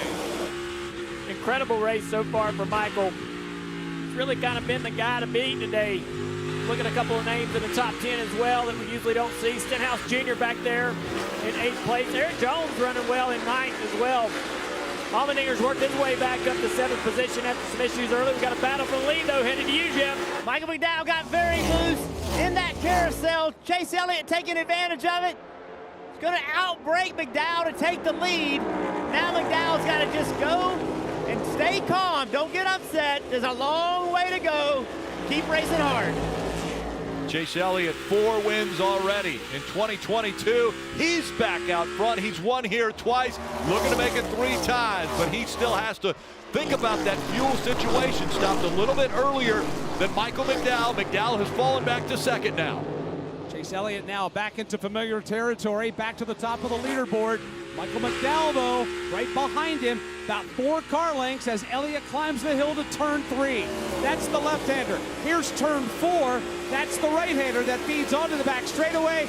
Chase's lead now, about 3, maybe even 4 car lengths. Got to give it to this 9 team. Strongest team on the road courses over the last several years. Didn't quite have it figured out with the next-gen cars. Trackhouse was dominating, had the fastest cars all the road courses earlier in the year. Chase Elliott's shown up, though, when it matters here at Watkins Glen. Chase Elliott, you can see with his Xfinity cam, got a great shot as he enters turn 6. He's going to heavy brake, downshift, back to the throttle hard, getting ready to go to turn 7, another downshift, heading to the front straightaway. And every now and then we see the eyes of Chase Elliott glancing back up into the mirror as he looks back to see how much distance he's put between himself and that car of Michael McDowell. Now McDowell is under fire from the 5 of Larson. Larson continuing to close the gap on McDowell. Right now about 1.5 seconds behind the race leader, a half a second behind Michael McDowell. Put that separation at about 3 car lengths now as they cross over into turn number 3. Good shot there of Kyle inside. Very cool, calm, and collected. Of course, you'll have that after you even win the Xfinity Series race here like you did yesterday. You know, a lot of these drivers right here are on different fuel strategies. If Chase Elliott's saving, he's driving away doing it. Now, though, sitting right here in front of that 5 car, trying to maintain track position, but also trying to make his fuel mileage work. Again, the 5 car right on the right rear quarter panel through the carousel. Not able to really make a move, not able to put it sideways. He gets a little loose on throttle there. And Bagley talked about how calm Chase Elliott looks. Let me tell you why. He is so fast. He is driving away. Chase Elliott might not be able to see all the way back to 6th, but he might want to be told who's running back there, because that's A.J. Allmendinger. Remember, he spun early, but Allmendinger has fought his way back. He's in the top 6 and a definite threat for the win here at Watkins Glen, but it's still Chase Elliott out front. A.J. Allmendinger trying to crack his way back into the top 5 after that contact earlier with Austin Hendrick. Right now, he's 3.54 seconds behind the race leader. He's been all the way to the back. Now he's working his way to the front, but he's got a whole lot more work to do, and he's got to get through some tough customers to get up there and wrestle for the lead and take it away from Chase Elliott. You can see he's been sitting around this position for the last several laps, not able to close on Joey Hand. Joey Hand getting a lot out of this 15 car right now as he tries to close in on Christopher Bell. Just doing an incredible job. We know that this equipment is good equipment. Typically, though, we see it toward the back half of the field. Got a really talented driver back there behind the wheel making it happen. Yeah, he's also helped several of the Ford drivers trying to hone their road course skills. Joey Hand's been a good addition to the Ford driver roundup. So important to be good on road courses. There's so many of them, you better find a way to be effective on them. Elliott, McDowell, Larson, Bell. Bell running in that 4th spot. Time now for an exclusive Toyota nonstop. Hi, I'm Kurt Busch, and this weekend, my number 45 Camry TRD will carry the all-new Toyota SmartPath platform at Watkins Glen International. Unfortunately, I won't be behind the wheel, but Ty Gibbs, who has been doing an incredible job subbing for me, will certainly give all you fans a show. SmartPath is Toyota's all-new digital retail platform that enables customers to complete payment estimates, trade-in values, and more before even stepping foot inside a Toyota dealership. SmartPath is their fast track to an all-new Toyota, allowing customers to simply log in, drop in, and drive off in their new car. And again, Kurt Busch, hoping he gets back in a speedy recovery. He's out for this race and for sure Daytona. Hoping to see him back for the playoffs. He is still in the playoffs with that win, and there's still a fight right now for that 16th spot. Chase Elliott, McDowell, Larson. When McDowell was up front, that would have been the 16th different winner if McDowell could have held on. But right now, you can't count him out. Still running in that 2nd spot. Here he comes down the hill into turn number 1, looking further back. Good battle stacking up there from 4th on back. Christopher Bell right now in 4th. Got Joey Hand there in the 15th. And then you've got A.J. Allmendinger, who's trying to make that a solid 3-man fight. Then you drop back, and you got one more trying to get added into the mix. That's the 17th of Chris Buescher. So they were fighting for a position, but it seems like they've stabilized out, Dale, and no one's really tried to or able to make advancements there in that battle. Yeah, the last lap through, man was all over the back of Christopher Bell in the carousel, but now you see Christopher with a little bit of a helping gap there. And now AJ trying to get to the back bumper of that 15 of Hand and attack. Yeah, A.J. Allmendinger, we know how good of a road racer he is. We've seen him win so many Xfinity races, also Cup races. He's got his work cut out for him, though, passing Joey Hand, but he'll put a lot of pressure on him, try to force Joey into making a mistake. Joey will have to be on pit road before too much longer from fuel. In the 10th position is Ryan Blaney as we see the 15 of Joey Hand coming to pit road. Marty. Joey Hand comes to pit road. They pitted at lap 12. You know who is thanking Chase Elliott profusely right now? You mentioned his name, Ryan Blaney. Blaney is sitting in 8th position right now. When Michael McDowell was leading, you mentioned it, Rick, he was out of the playoffs. Right now, Martin Truex Jr. all the way back in 21st, and that has dramatically changed the playoff standings. Right now, Blaney plus 39. We could be looking at a scenario next week, Rick, where Martin Truex Jr. might be in a must-win situation at Daytona. Final race of the regular season next week. Riding on board the Kevin Harvick forward. Thanks to Northern Tool for giving us this great shot. Watching his car work through the bus stop, a little mud on the windshield. All that happens on the windshield, just like the camera. So windshield gets dirtier and dirtier, harder and harder to see out of throughout the race. Kevin Harvick in 12th place. It's been a battle for this team the entire weekend. Coming off 2 wins in a row, this weekend's just not gone as smoothly as those has, but he is continuing to fight. He's worked himself up to 12th place. What a hot streak Kevin Harvick's been on, won the last 2 races, and here he is running in the 12th position. In the pit stop wave, we saw Joey Hand a lap ago. Now it's Chris Buescher and Ricky Stenhouse Jr. who have decided to make their green flag pit stop. Parker?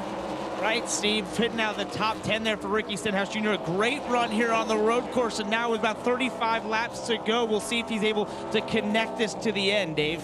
Remember, Chris Buescher was the first one in to put slicks on versus the rain tires. So again, pitting a little bit early here. Their get-home lap, they're calling 55. We'll have to save a little bit to get from here. A little bit slow, waiting on the right-hand side, waiting for the fuel, and off he goes. That's just how long it takes. When you are taking 4 tires with the single lug, you can change them for about 15 gallons of gas. These guys need their full 20 gallons. You saw how long they had to wait on fuel. The question now is Chase Elliott, Michael McDowell, Kyle Larson.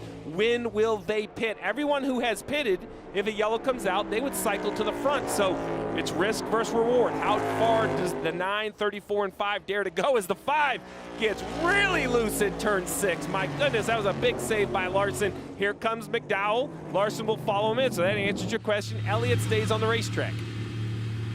Parker.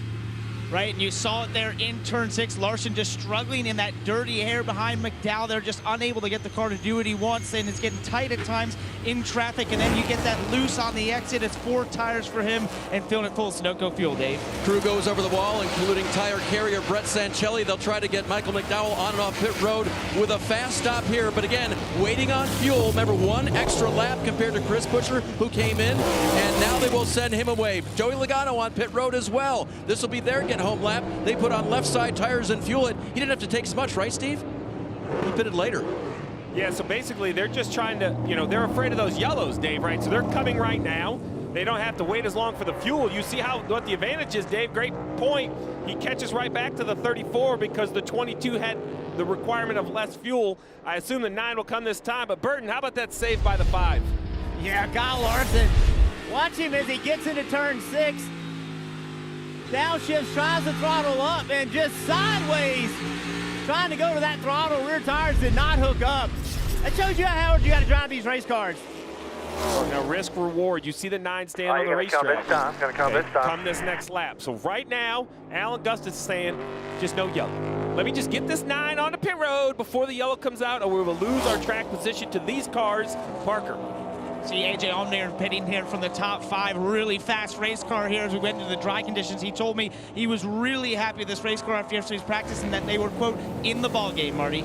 Here comes the group who pitted at lap 17. Among those guys, Ryan Blaney coming to pit road right here, saying he lost the handle a little bit towards the end of that run. No word on Chase Elliott's radio as to when they would pit. You see that big wedge adjustment for Blaney as well. Interesting to keep in mind, Tyler Reddick and also Kyle Busch came down. Flash of fuel only for both of those cars. Remember, they topped off under that last caution, so we'll see if they gained a lot of track position as well. Look at that track race off pit road. Chase Elliott still on the racetrack. Chase Elliott going through turn 6 and coming up on turn 7. Good opportunity for him to make his way to pit road this time, and he will. So now it's basically Chase Elliott against his teammate Kyle Larson. On the upper right hand, you see the 5 going through the bus stop on the track map. The 9 is on pit road. Larson, the first car on the racetrack that can make it to the finish. So this would be control of the race. That is a long time on pit road, Marty, for the 9 of Elliott. Slow down there to his stall. We'll see if he can beat the 5 out. I would bet it's excruciating for the driver. This is exactly the lap Alan Gustafson wanted to hit pit road when I talked to him this morning. Lap 59, got to pull the windshield wiper up to get that tear off. Chase Elliott said, I think I heard the front tires early in that run. That's on me. Wants no other changes otherwise. Waiting on all the Sunoco fuel to get in. Now let's watch the blend. Going to be tight with his teammate Kyle Larson. Larson. I believe the 9's going to have it. We've seen this when people are putting drives on that exit of pit road, kind of shortcuts turn 1. Look at the big advantage. That short pit exit around turn 1 puts the 9 back out in front of the 5. Currently not the leader of the race. They're in 6th and 7th respectively, but the first 2 cars on the racetrack that can make it to the finish on fuel. Larson, McDowell chasing after Elliott now, but it's still Custer, Hendrick, LaJoie, Austin Dillon, and Rockenfeller that are the top 5. Chase Elliott coming out of the bus stop into the carousel, downshifting hard. Right behind him, Kyle Larson. McDowell not far behind them. Those 3 cars right now setting up to race to the finish. Big advantage for these cars. Look at the gap that they've created. If you need to save fuel, now's the time. You got a teammate behind you if you're Chase Elliott. You got McDowell multiple seconds behind. If you need to save a little fuel, you can do it right now. Out in front, 2 Hendrick drivers.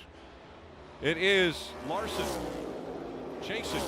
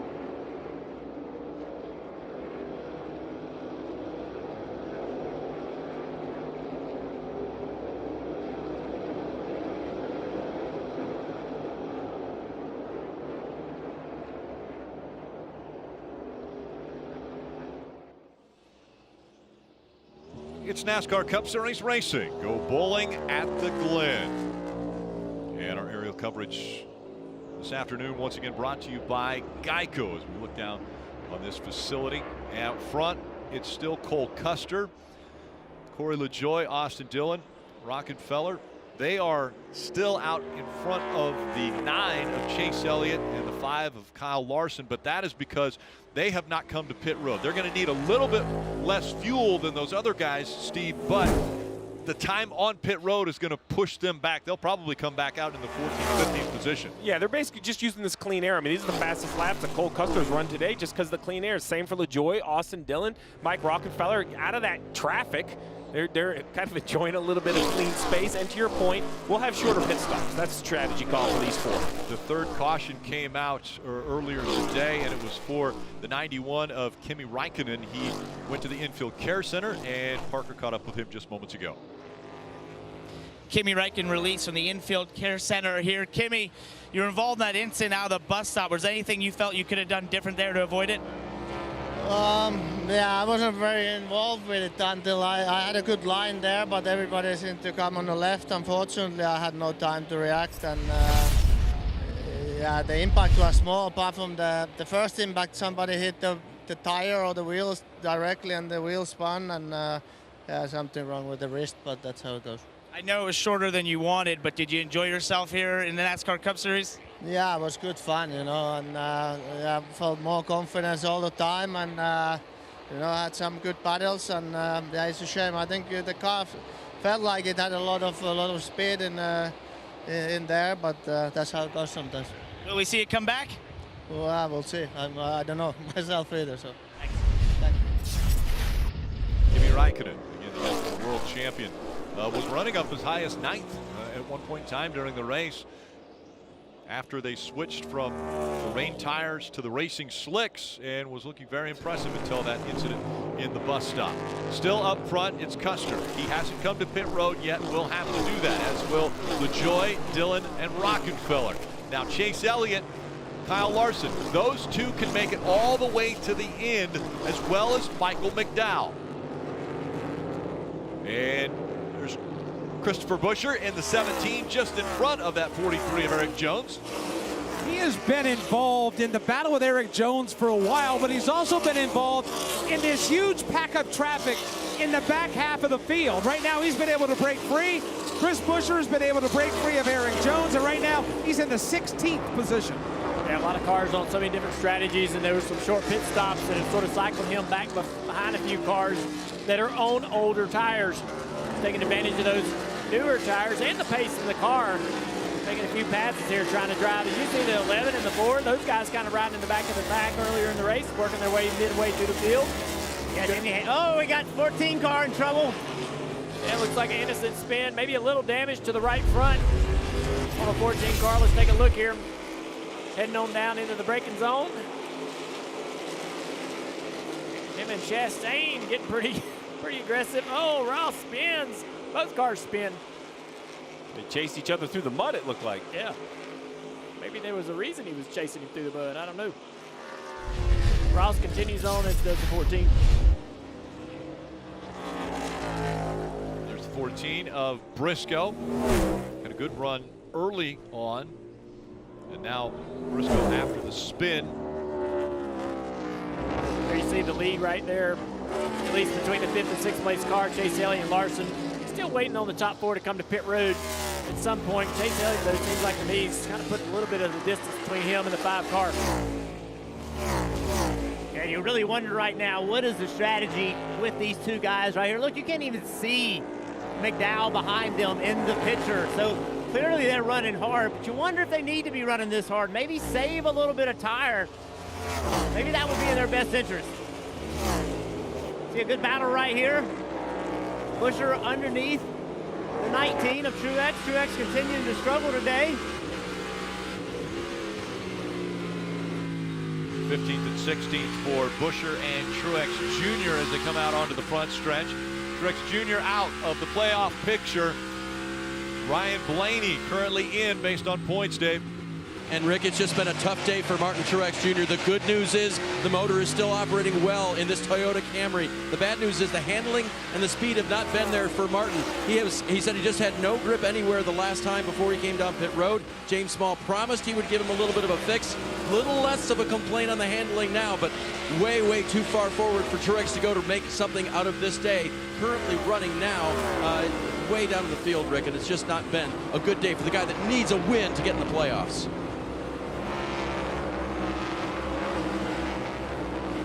That 16th spot right now. And Parker, we see Cole Custer coming onto pit road now. Right, and this should be a fairly fast stop. As you see the fuel there, the team goes over to put tires on. So he pitted from the lead here, like you saw Austin Cindric do, but they're electing to do 4 tires. Cindric was able to rejoin around 13th or 14th. We'll see where Cole Custer's able to rejoin after this pit stop. So let's just see where this works for Cole Custer, right? We know he's not going to take the lead. Chase Elliott's easily going to go by, but we see, all right, so we see Cindric right there. Cindric is the 13th place car. I'm thinking somewhere inside the top 20 for this 41 car. We see Buscher come by right here.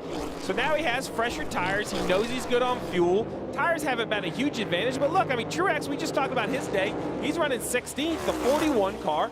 That was a nice strategy call by the 41. Run up front, run those fast laps, come in, need less fuel, quick stop, and it puts him back on the racetrack. I mean, inside the top 15, that's...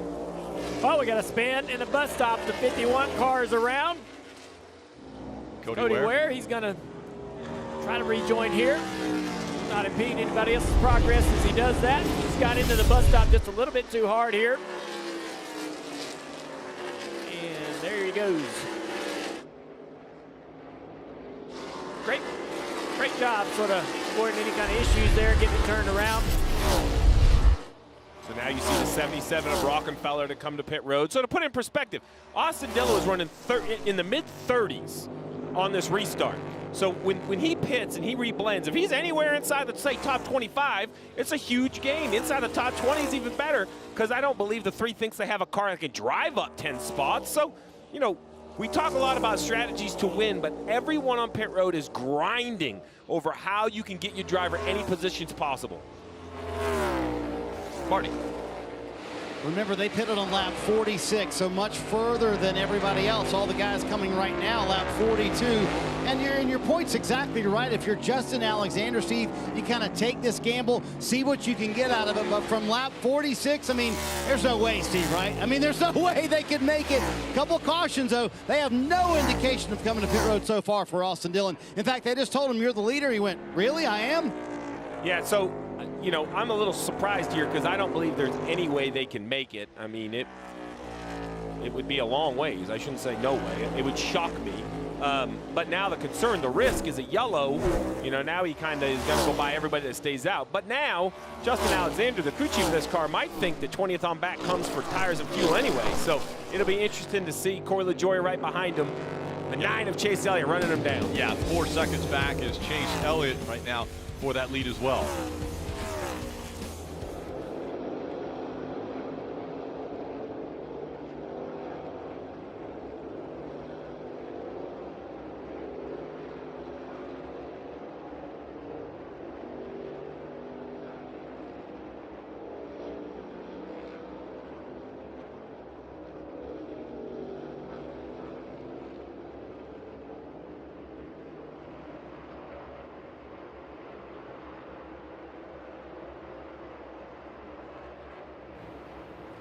I'm standing in the pit box of the 16 of AJ Allmendinger. This team, they've had a very eventful day. AJ got into an incident early on lap 2, but has managed to rebound throughout the race, and on the radio has absolutely no complaints with his race car at this point. Currently running in the 7th position here as stage 3 is quickly winding down.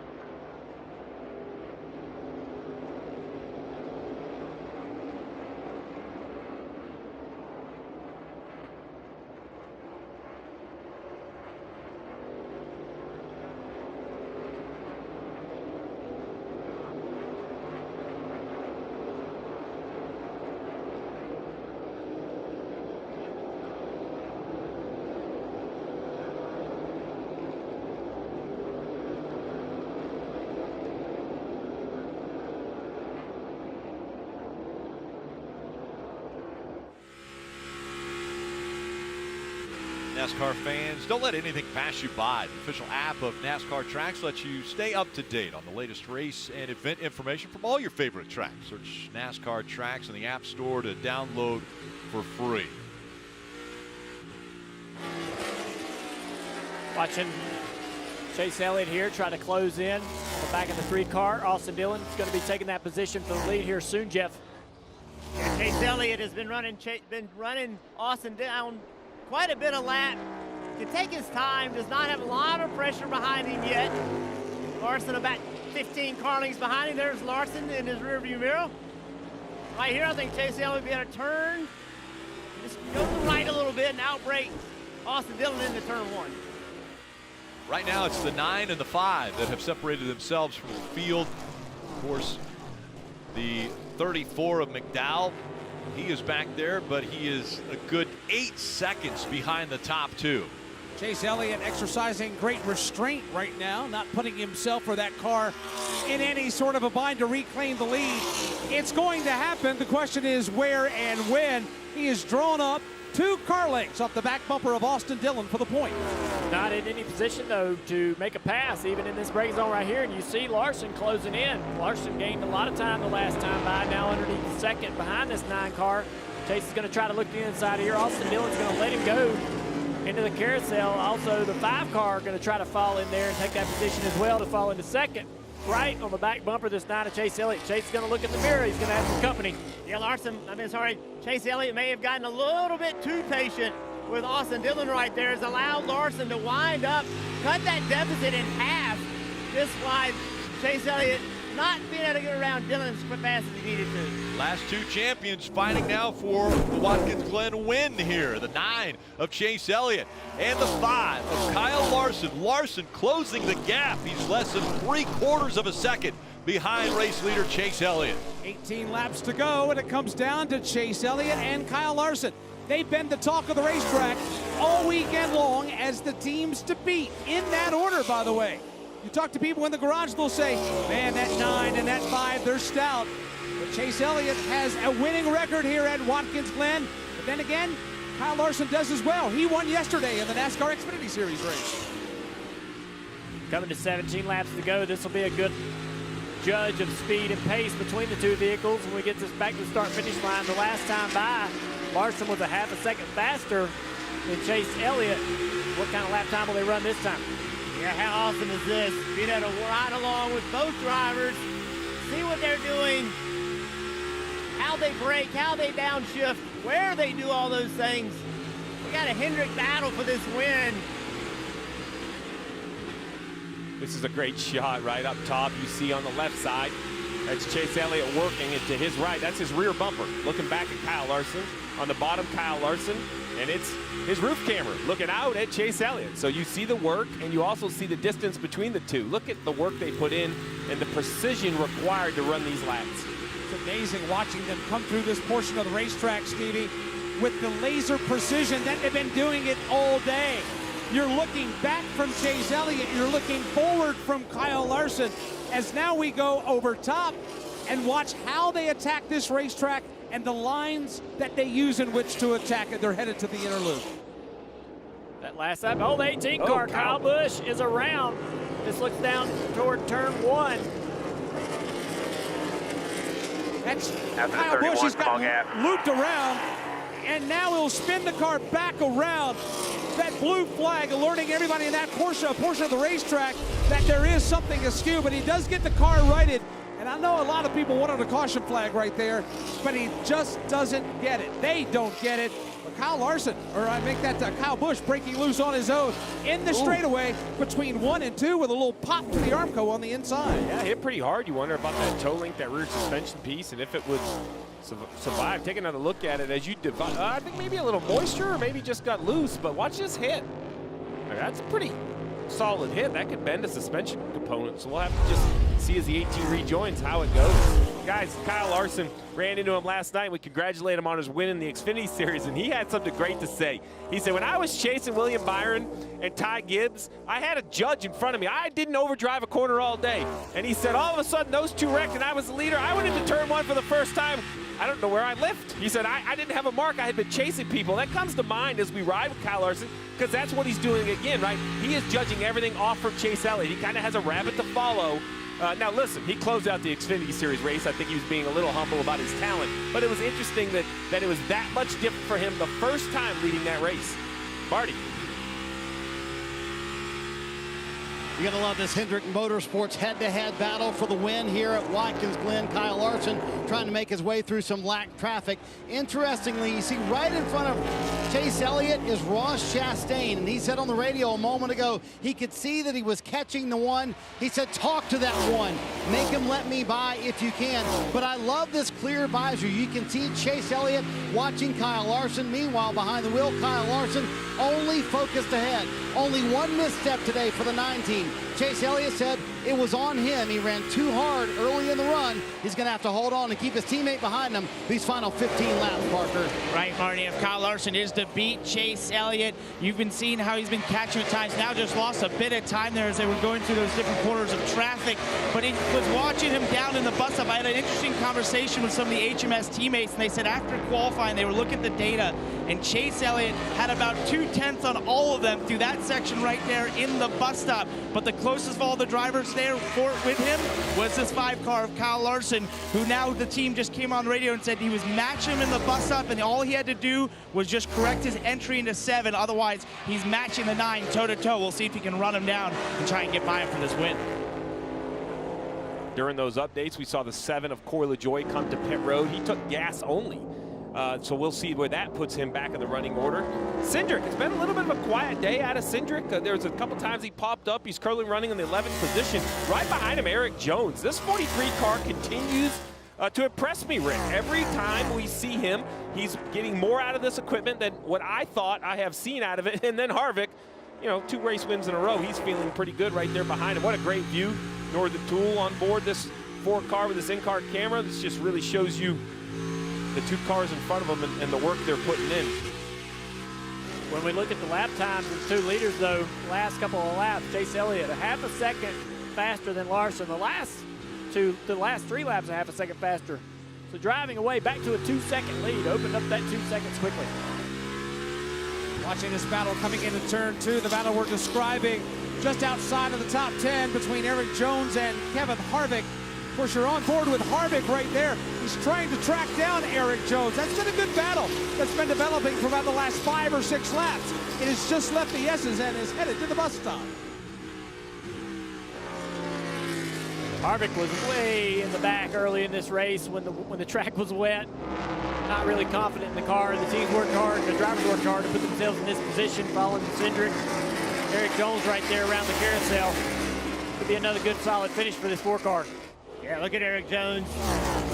Steve said it, just continued to impress, doing a nice job, putting pressure on Austin Cindric. You know how good of a road racer Austin Cindric is. And I'd say a good day, although Kevin Harvick, we've seen him 2 wins in a row. Look at a move by Eric Jones, an aggressive move. Kevin Harvick should be able to take advantage of this as well. Eric Jones taking 12th away from Cindric, and Harvick also looks to the inside of Cindric. He wants a position also, and the 43 is going to lead them into turn number 1. Harvick follows him, and he takes that spot away from Austin. Oh, the chase has got around the 1 right there. Sorry, Bagley, I was going to mention the 3 of Austin Dillon. I had talked about that strategy. We saw him run up front for a long, long time. He just pitted, came down, and got some fresh tires and some fuel. And I think he's going to cycle inside the mid to late 20s. So we'll just have to see if this strategy works out. So he's in front of Harrison Burton. Harrison's running 27th. We talk about strategy calls. Restarted 32nd, blended 27th. I don't know if I'd call that a huge win, but now he has the freshest tires. If the yellow does come out, he'll feel confident to stay on the racetrack.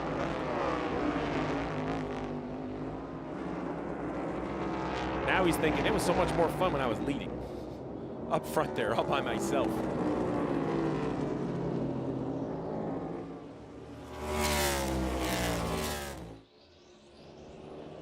The gap between 1 and 2 still growing. 2 seconds separating Chase Elliott and Kyle Larson. Listen in to Chase Elliott's audio. You're good, bud. We're 2 laps better than the 5. Just take care of your stuff. If you can pad the fuel, that's fine, but don't let them get close to you. Oh, big contact from the 15 of Joey Hand. This might bring the caution out that the 3 was looking for, those fresh tires.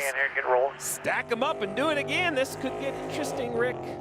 Caution comes out for the 4th time. He was running 15th. Yes, heavy damage. Right rear quarter damage. The spoiler looks okay, but the top of the quarter's pushed in, maybe rubbing the tire. No smoke yet. So a restart, Steve. Well, first the decision is who pits and who doesn't. All the leaders, they're kind of committed. Let's take a look at what happened to this 15.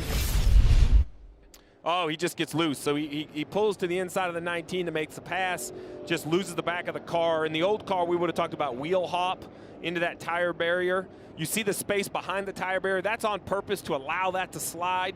So I think he just locks the rear tires or just gets loose. There's still road time. I didn't see a tire slide. Just too much speed. Misjudged the entry, turned down in there, got loose.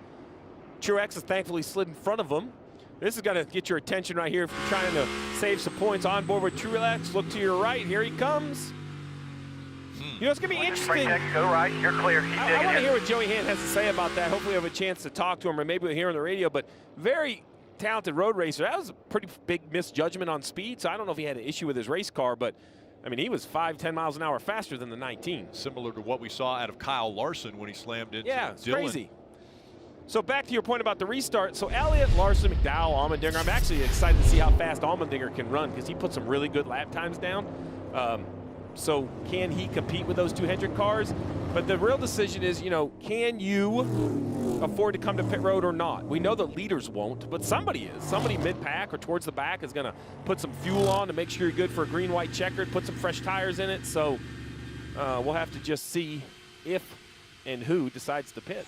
Ross Chastain is going to get the free pass. He was just passed by Chase Elliott to go a lap down, so he was the highest scored lap down car. Yeah, and just a quick update, we saw Kyle Busch spin around and hit that Armco. They had to come to pit road, change tires, small repairs. I couldn't see what exactly they changed, but he is a lap down as well. Will not be the free pass this time.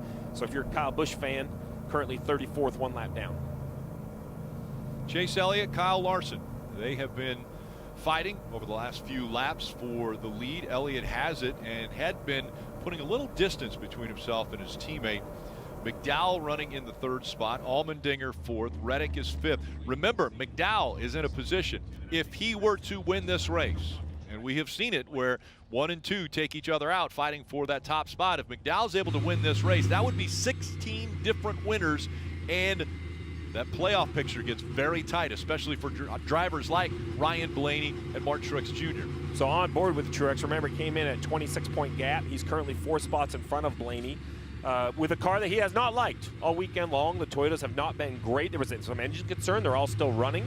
So the real question now, though, is you know, will it take a win or will it take points? Truex has never won on the super speedway. You know, Blaney won there just last summer, so he has to feel like he needs a win, but if it comes down to points, every point's going to matter. So now with 10 to go, Blaney is running 18th, Truex 14th. If Truex pits, does Blaney chase him?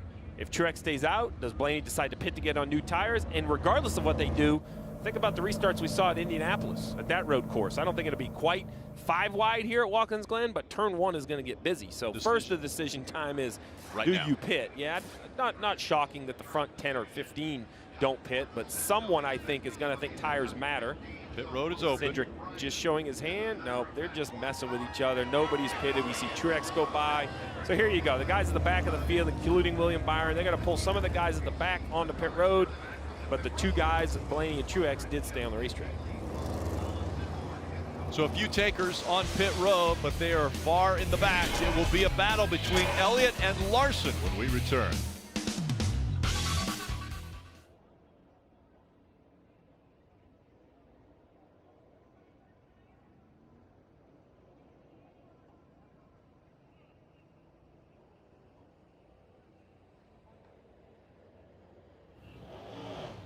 Caution is out on the racetrack, so let's take a minute and get an update on our international drivers. It's been an eventful day for all 7 of them. Daniel Suarez is the highest running of all of them. The Cup Series regular, a Mexican-born driver, got his first Cup Series career win earlier this season, and on a road course at that at Sonoma. Suarez was running 6th at the time of the caution, so keep an eye on that 99, see what he can do here in the final laps.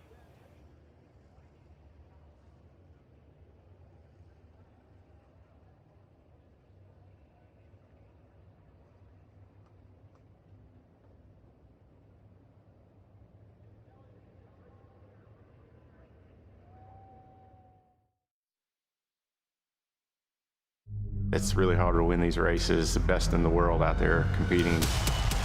Yeah. When you get it done, it's a hell of a feeling. Let's go, boys. When you grow up a race car driver, you dream of getting to race at Daytona.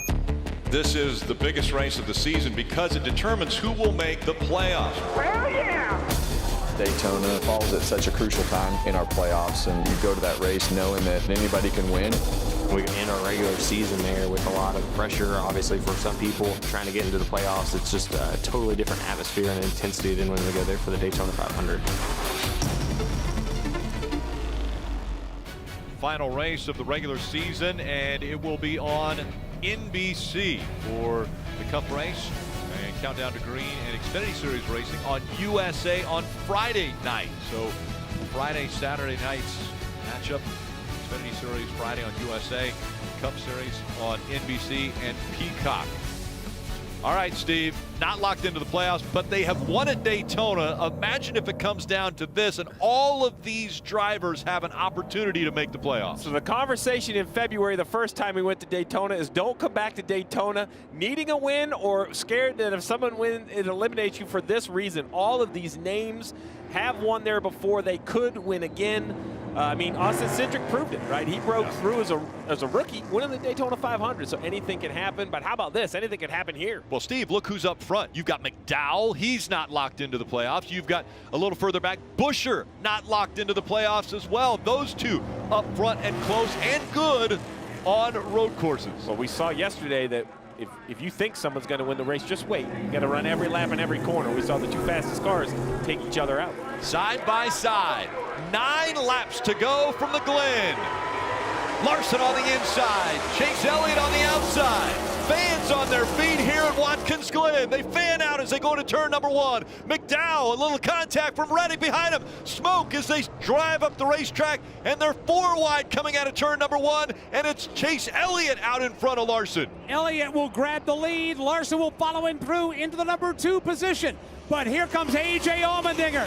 He'll go to 3rd, and Joey Logano banging quarter panels and wrestling his way into the 4th spot as they race up the backstretch. A.J. Allmendinger, that's the guy that's dangerous right here for these 2 leaders. Larson following the 9 car. Look at those cars lift off the ground over the curbs. I think Chase Elliott's got a lot left in the tank in his 9 car. We're going to see some incredible laps out of him here with 8 to go. I think Kyle Larson knows that as well. I think Kyle's got to push exceptionally hard right here if he's going to have a shot. We saw Chase Elliott driving away from Kyle Larson on older tires. So right now, push as hard as you can.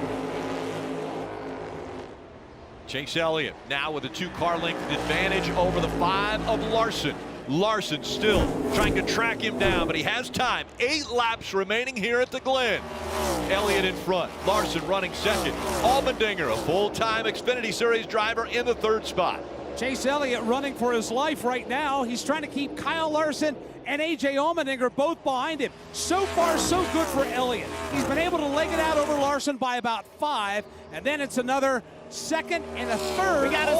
We got a spin over here in 7. In between 6 and 7, the 27 car is going to probably get stuck in this sand trap. There's going to be a caution. There will be a caution. He just cannot get out without assistance. The yellow is out. Lawrence Hesselman is stuck in the gravel pit. Caution is out. Another restart. A single car incident, came in here by himself, lost the car. Look how deep it's dug itself into the sand pit. The sand pit's there to slow the car down so it doesn't impact the wall on the other side of it. The negative is, once you get in them, you're stuck. So this will take a little while to get the 27 out of that sand or gravel pit. Jeff, right in front of you. Yeah, you can see him just overshot the corner and just never could regain control of the car, and now he's just along for the ride right into the gravel pit. Two-time Euro Series champion, running in the 32nd position as now the track crew has gotten to him. We'll see how long it takes for them to pull him out, but now under 7 laps to go with this field going by the start-finish line.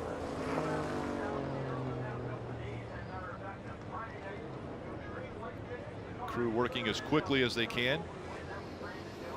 While we've got a minute, let's check in with the Peacock Pit Bog, and it's DJ and KP. Guys, what are you thinking about the finish of this one?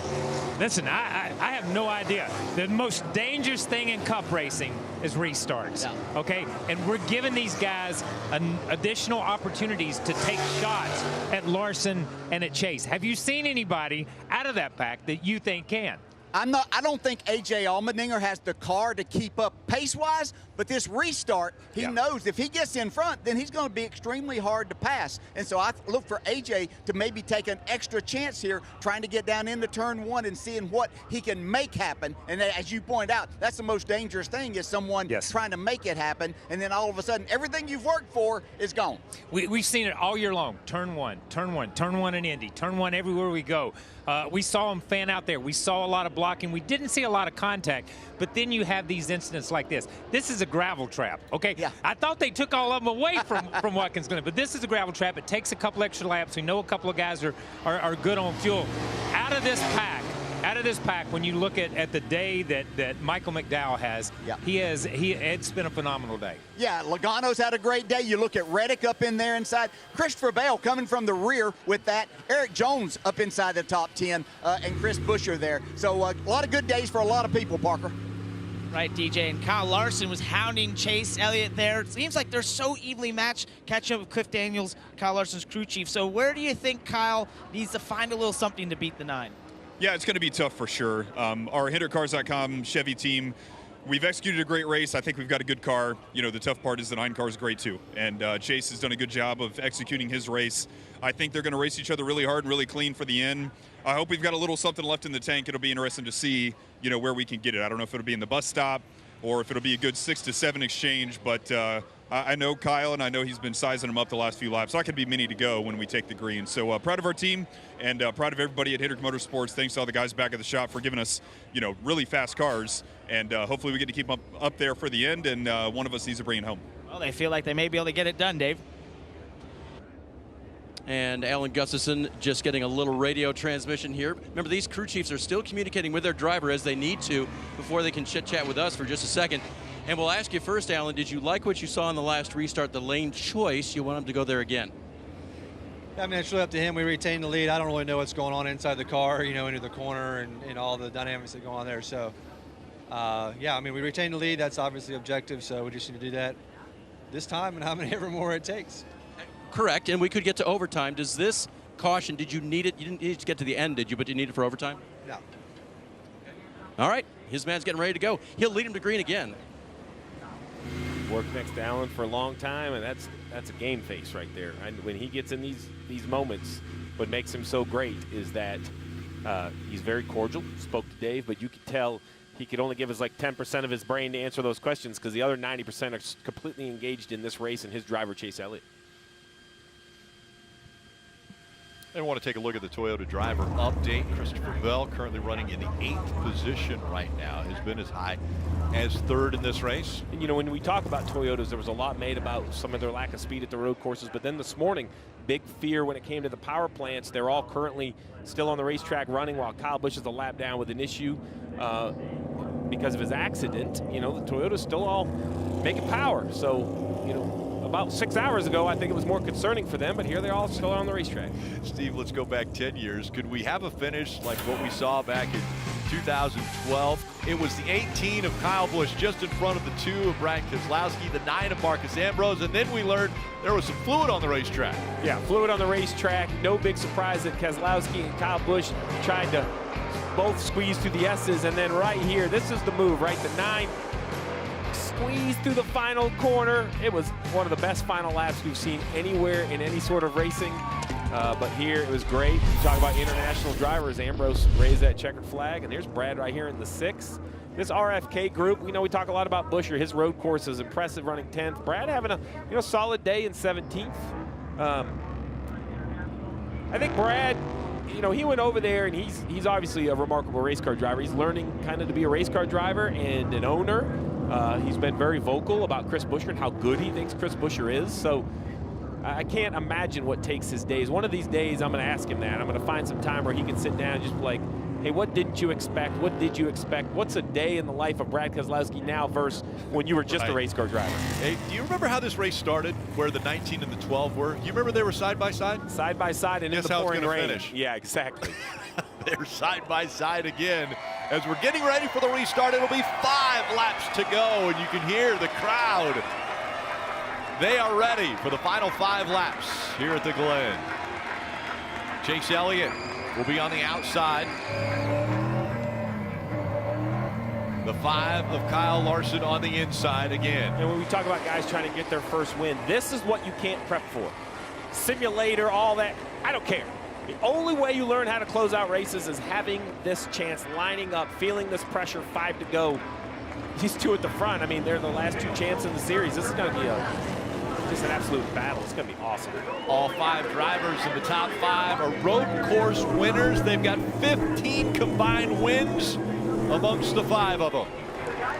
And back up through the gears we go. Elliott on the outside, Larson on the inside. They're side by side still. And Larson surging ahead now as they get into 1. He outbrakes him, but he slides up the track. As they both slide up the track, it opens the door for A.J. Allmendinger. Kyle Larson used up Chase Elliott coming into turn number 1. Is going to earn him the lead before he gets to turn number 2. But A.J. Allmendinger is going to compound this whole matter. Digger goes to 2nd. Elliott falls to 3rd and faces an immediate threat from Joey Logano in that yellow car to the inside coming off the end of the backstretch. Joey on the outside in the braking zone. Both these guys are going to push it deep into this corner. Still side by side. That's going to cost them both the position. Here comes the 8 of Reddick. Man, it's been a terrible half lap for Chase Elliott. Chase Elliott needed to get by Joey Logano right there. Did not do it. Actually lost maybe 2 positions. That wind is driving away from him. Now we got a great battle. A.J. Allmendinger trying to run Kyle Larson down. A.J. Allmendinger about a car length. Now a car length and a half behind Kyle Larson as they come through 7, looking at 4 laps to go. A great battle continuing back a little further. Suarez trying to get by the 9, and Elliott holding him off.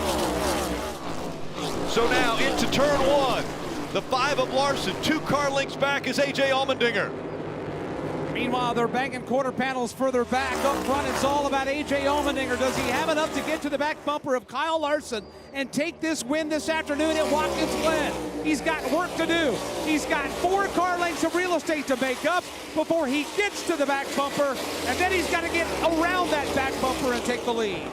If AJ can do it, he's going to have to really pick this car up, put it on his back, and make it happen. He's closing the gap a little bit here through the bus stop.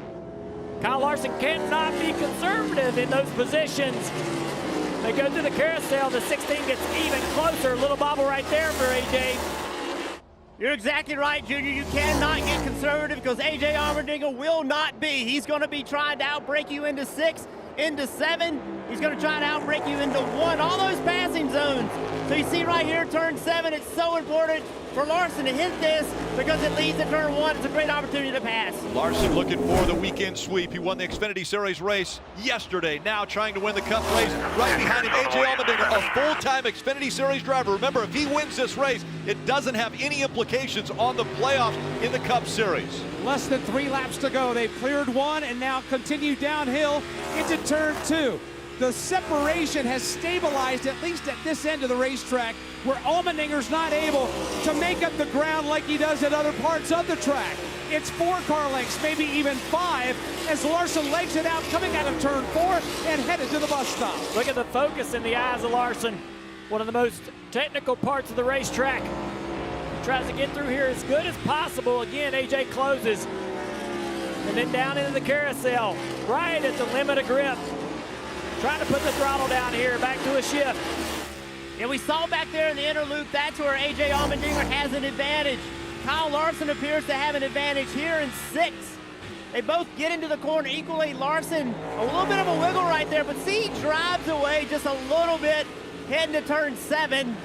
Just a little bit more of a gap, and then the exit of turn 7 appears to be an advantage for Larson as well. Yesterday, Kyle Larson got the lead on a restart with a late accident in front of him, but the closing laps, he had to hold off the same driver. A.J. Allmendinger yesterday, he was able to do it. Today, the same task awaits. 2 to go at the Glen.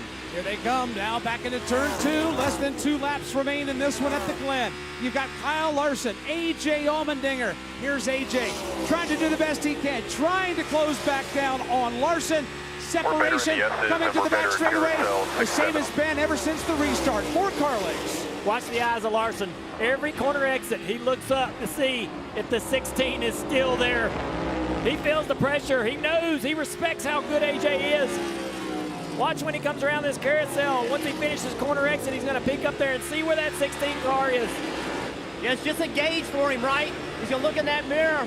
There he is right there. Okay, what's my space? How is my lap? He did not do that until he had an area where it did not mess his lap up. He just needed to check to see how his lap was. What he saw he liked, because he's driving away from Allmendinger. The reigning champion looking for a little momentum before they get to the playoffs. It's been all the way since California, the second race of the season, when he found victory lane. 1 lap to go, presented by Credit One Bank. And now 3 car lengths separate the top 2. A.J. Allmendinger trying to find anything in that car to catch the 5. Oh, he's going to have divine intervention to win this race because Kyle Larson is gone. Here he comes for the final time through turn 2. Through turn 3, setting up for turn number 4. It's all Kyle Larson trying to score the double dip as he races his way for the final time at the back straightaway at the Glen. The best Chase Elliott could do was work his way back up to 4th position after Kyle Larson ran him wide on turn 1 in the final restart. An aggressive move, but it's put him in position to win this race comfortably ahead of the 16 car of A.J. Allmendinger. Only a few corners remain for the 5 car in checkered flag. Not the wins from Kyle Larson that we saw last year, but now getting momentum going into the playoffs. Larson becoming more dangerous at the time of the year when it matters. Playoffs looming. Kyle Larson set up for a win here. Burton, you mentioned it. He won here a year ago, and he looks to go back-to-back at the Glen. Kyle Larson comes out on the front stretch. He'll see the checkered flag. Larson wins again at the Glen. Good job today, guys. Great job, man. Really proud of you. Great job, Steve. Good work, fellas. Great job. Allmendinger coming home 2nd. Logano 3rd. Chase Elliott 4th. Daniel Suarez a top 5 finish. Showing a little respect there. A.J. Allmendinger pulling up beside the 5 of Larson.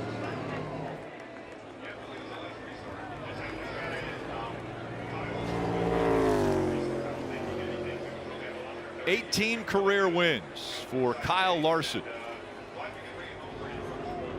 And that breaks, by the way, the longest winless streak that Kyle Larson had ever experienced since joining Hendrick Motorsports. What a restart. Yeah, watch Kyle Larson drives in the corner, right front's locked up, went up the racetrack, moved Chase Elliott out of the way. Just an aggressive move. I don't think that was intentional, but Chase Elliott isn't going to care. Kyle Larson just cooked it down in there, could not control his car, and ran Chase Elliott up.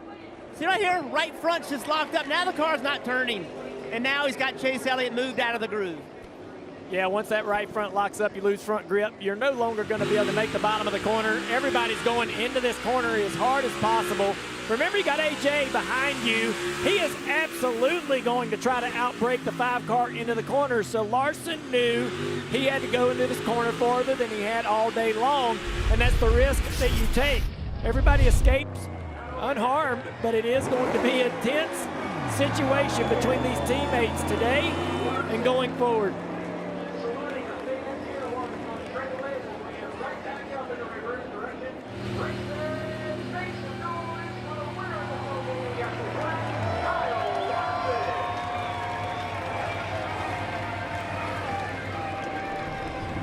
To the start-finish line Kyle Larson will mark the HendrickCars.com number 5.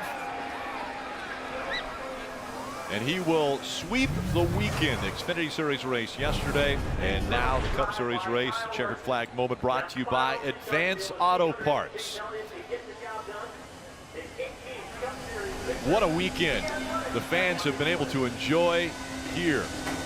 Remember, this race started on the wet after the rain came through and ends on the dry, and it was a aggressive turn 1 on the restart that got Larson up front.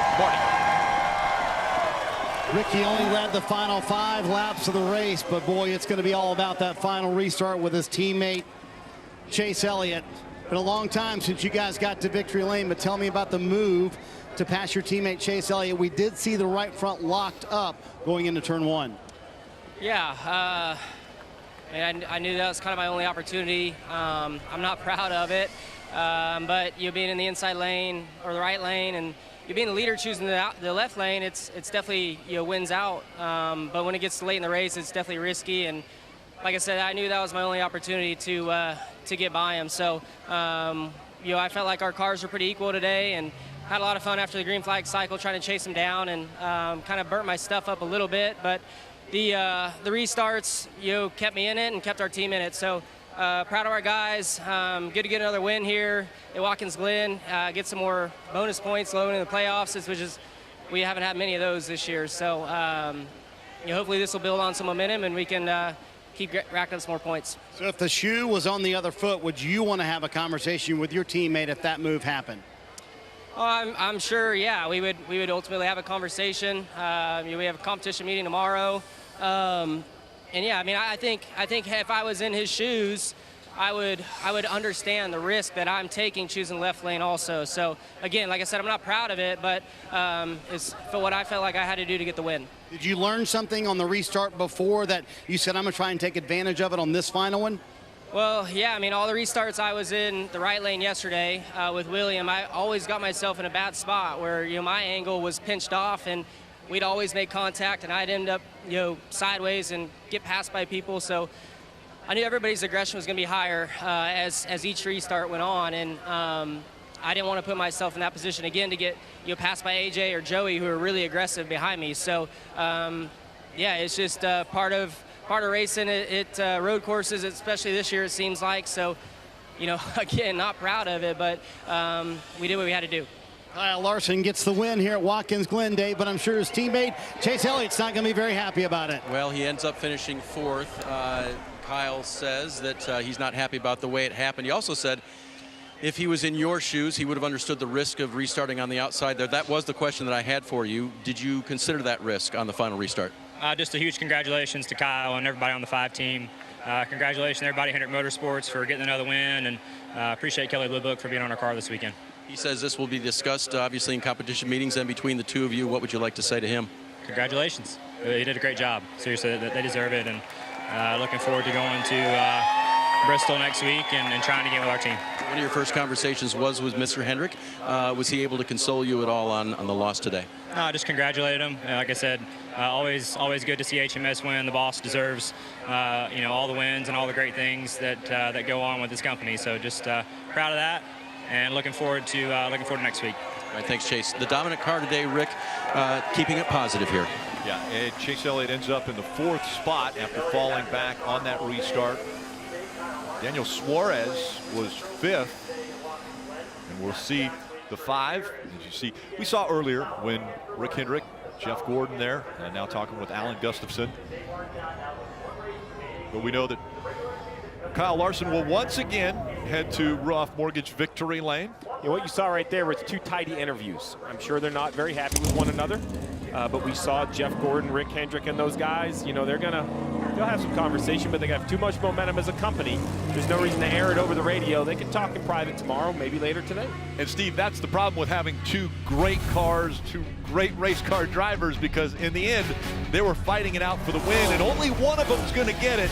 This time, it was Kyle Larson who gets the win at the Glen.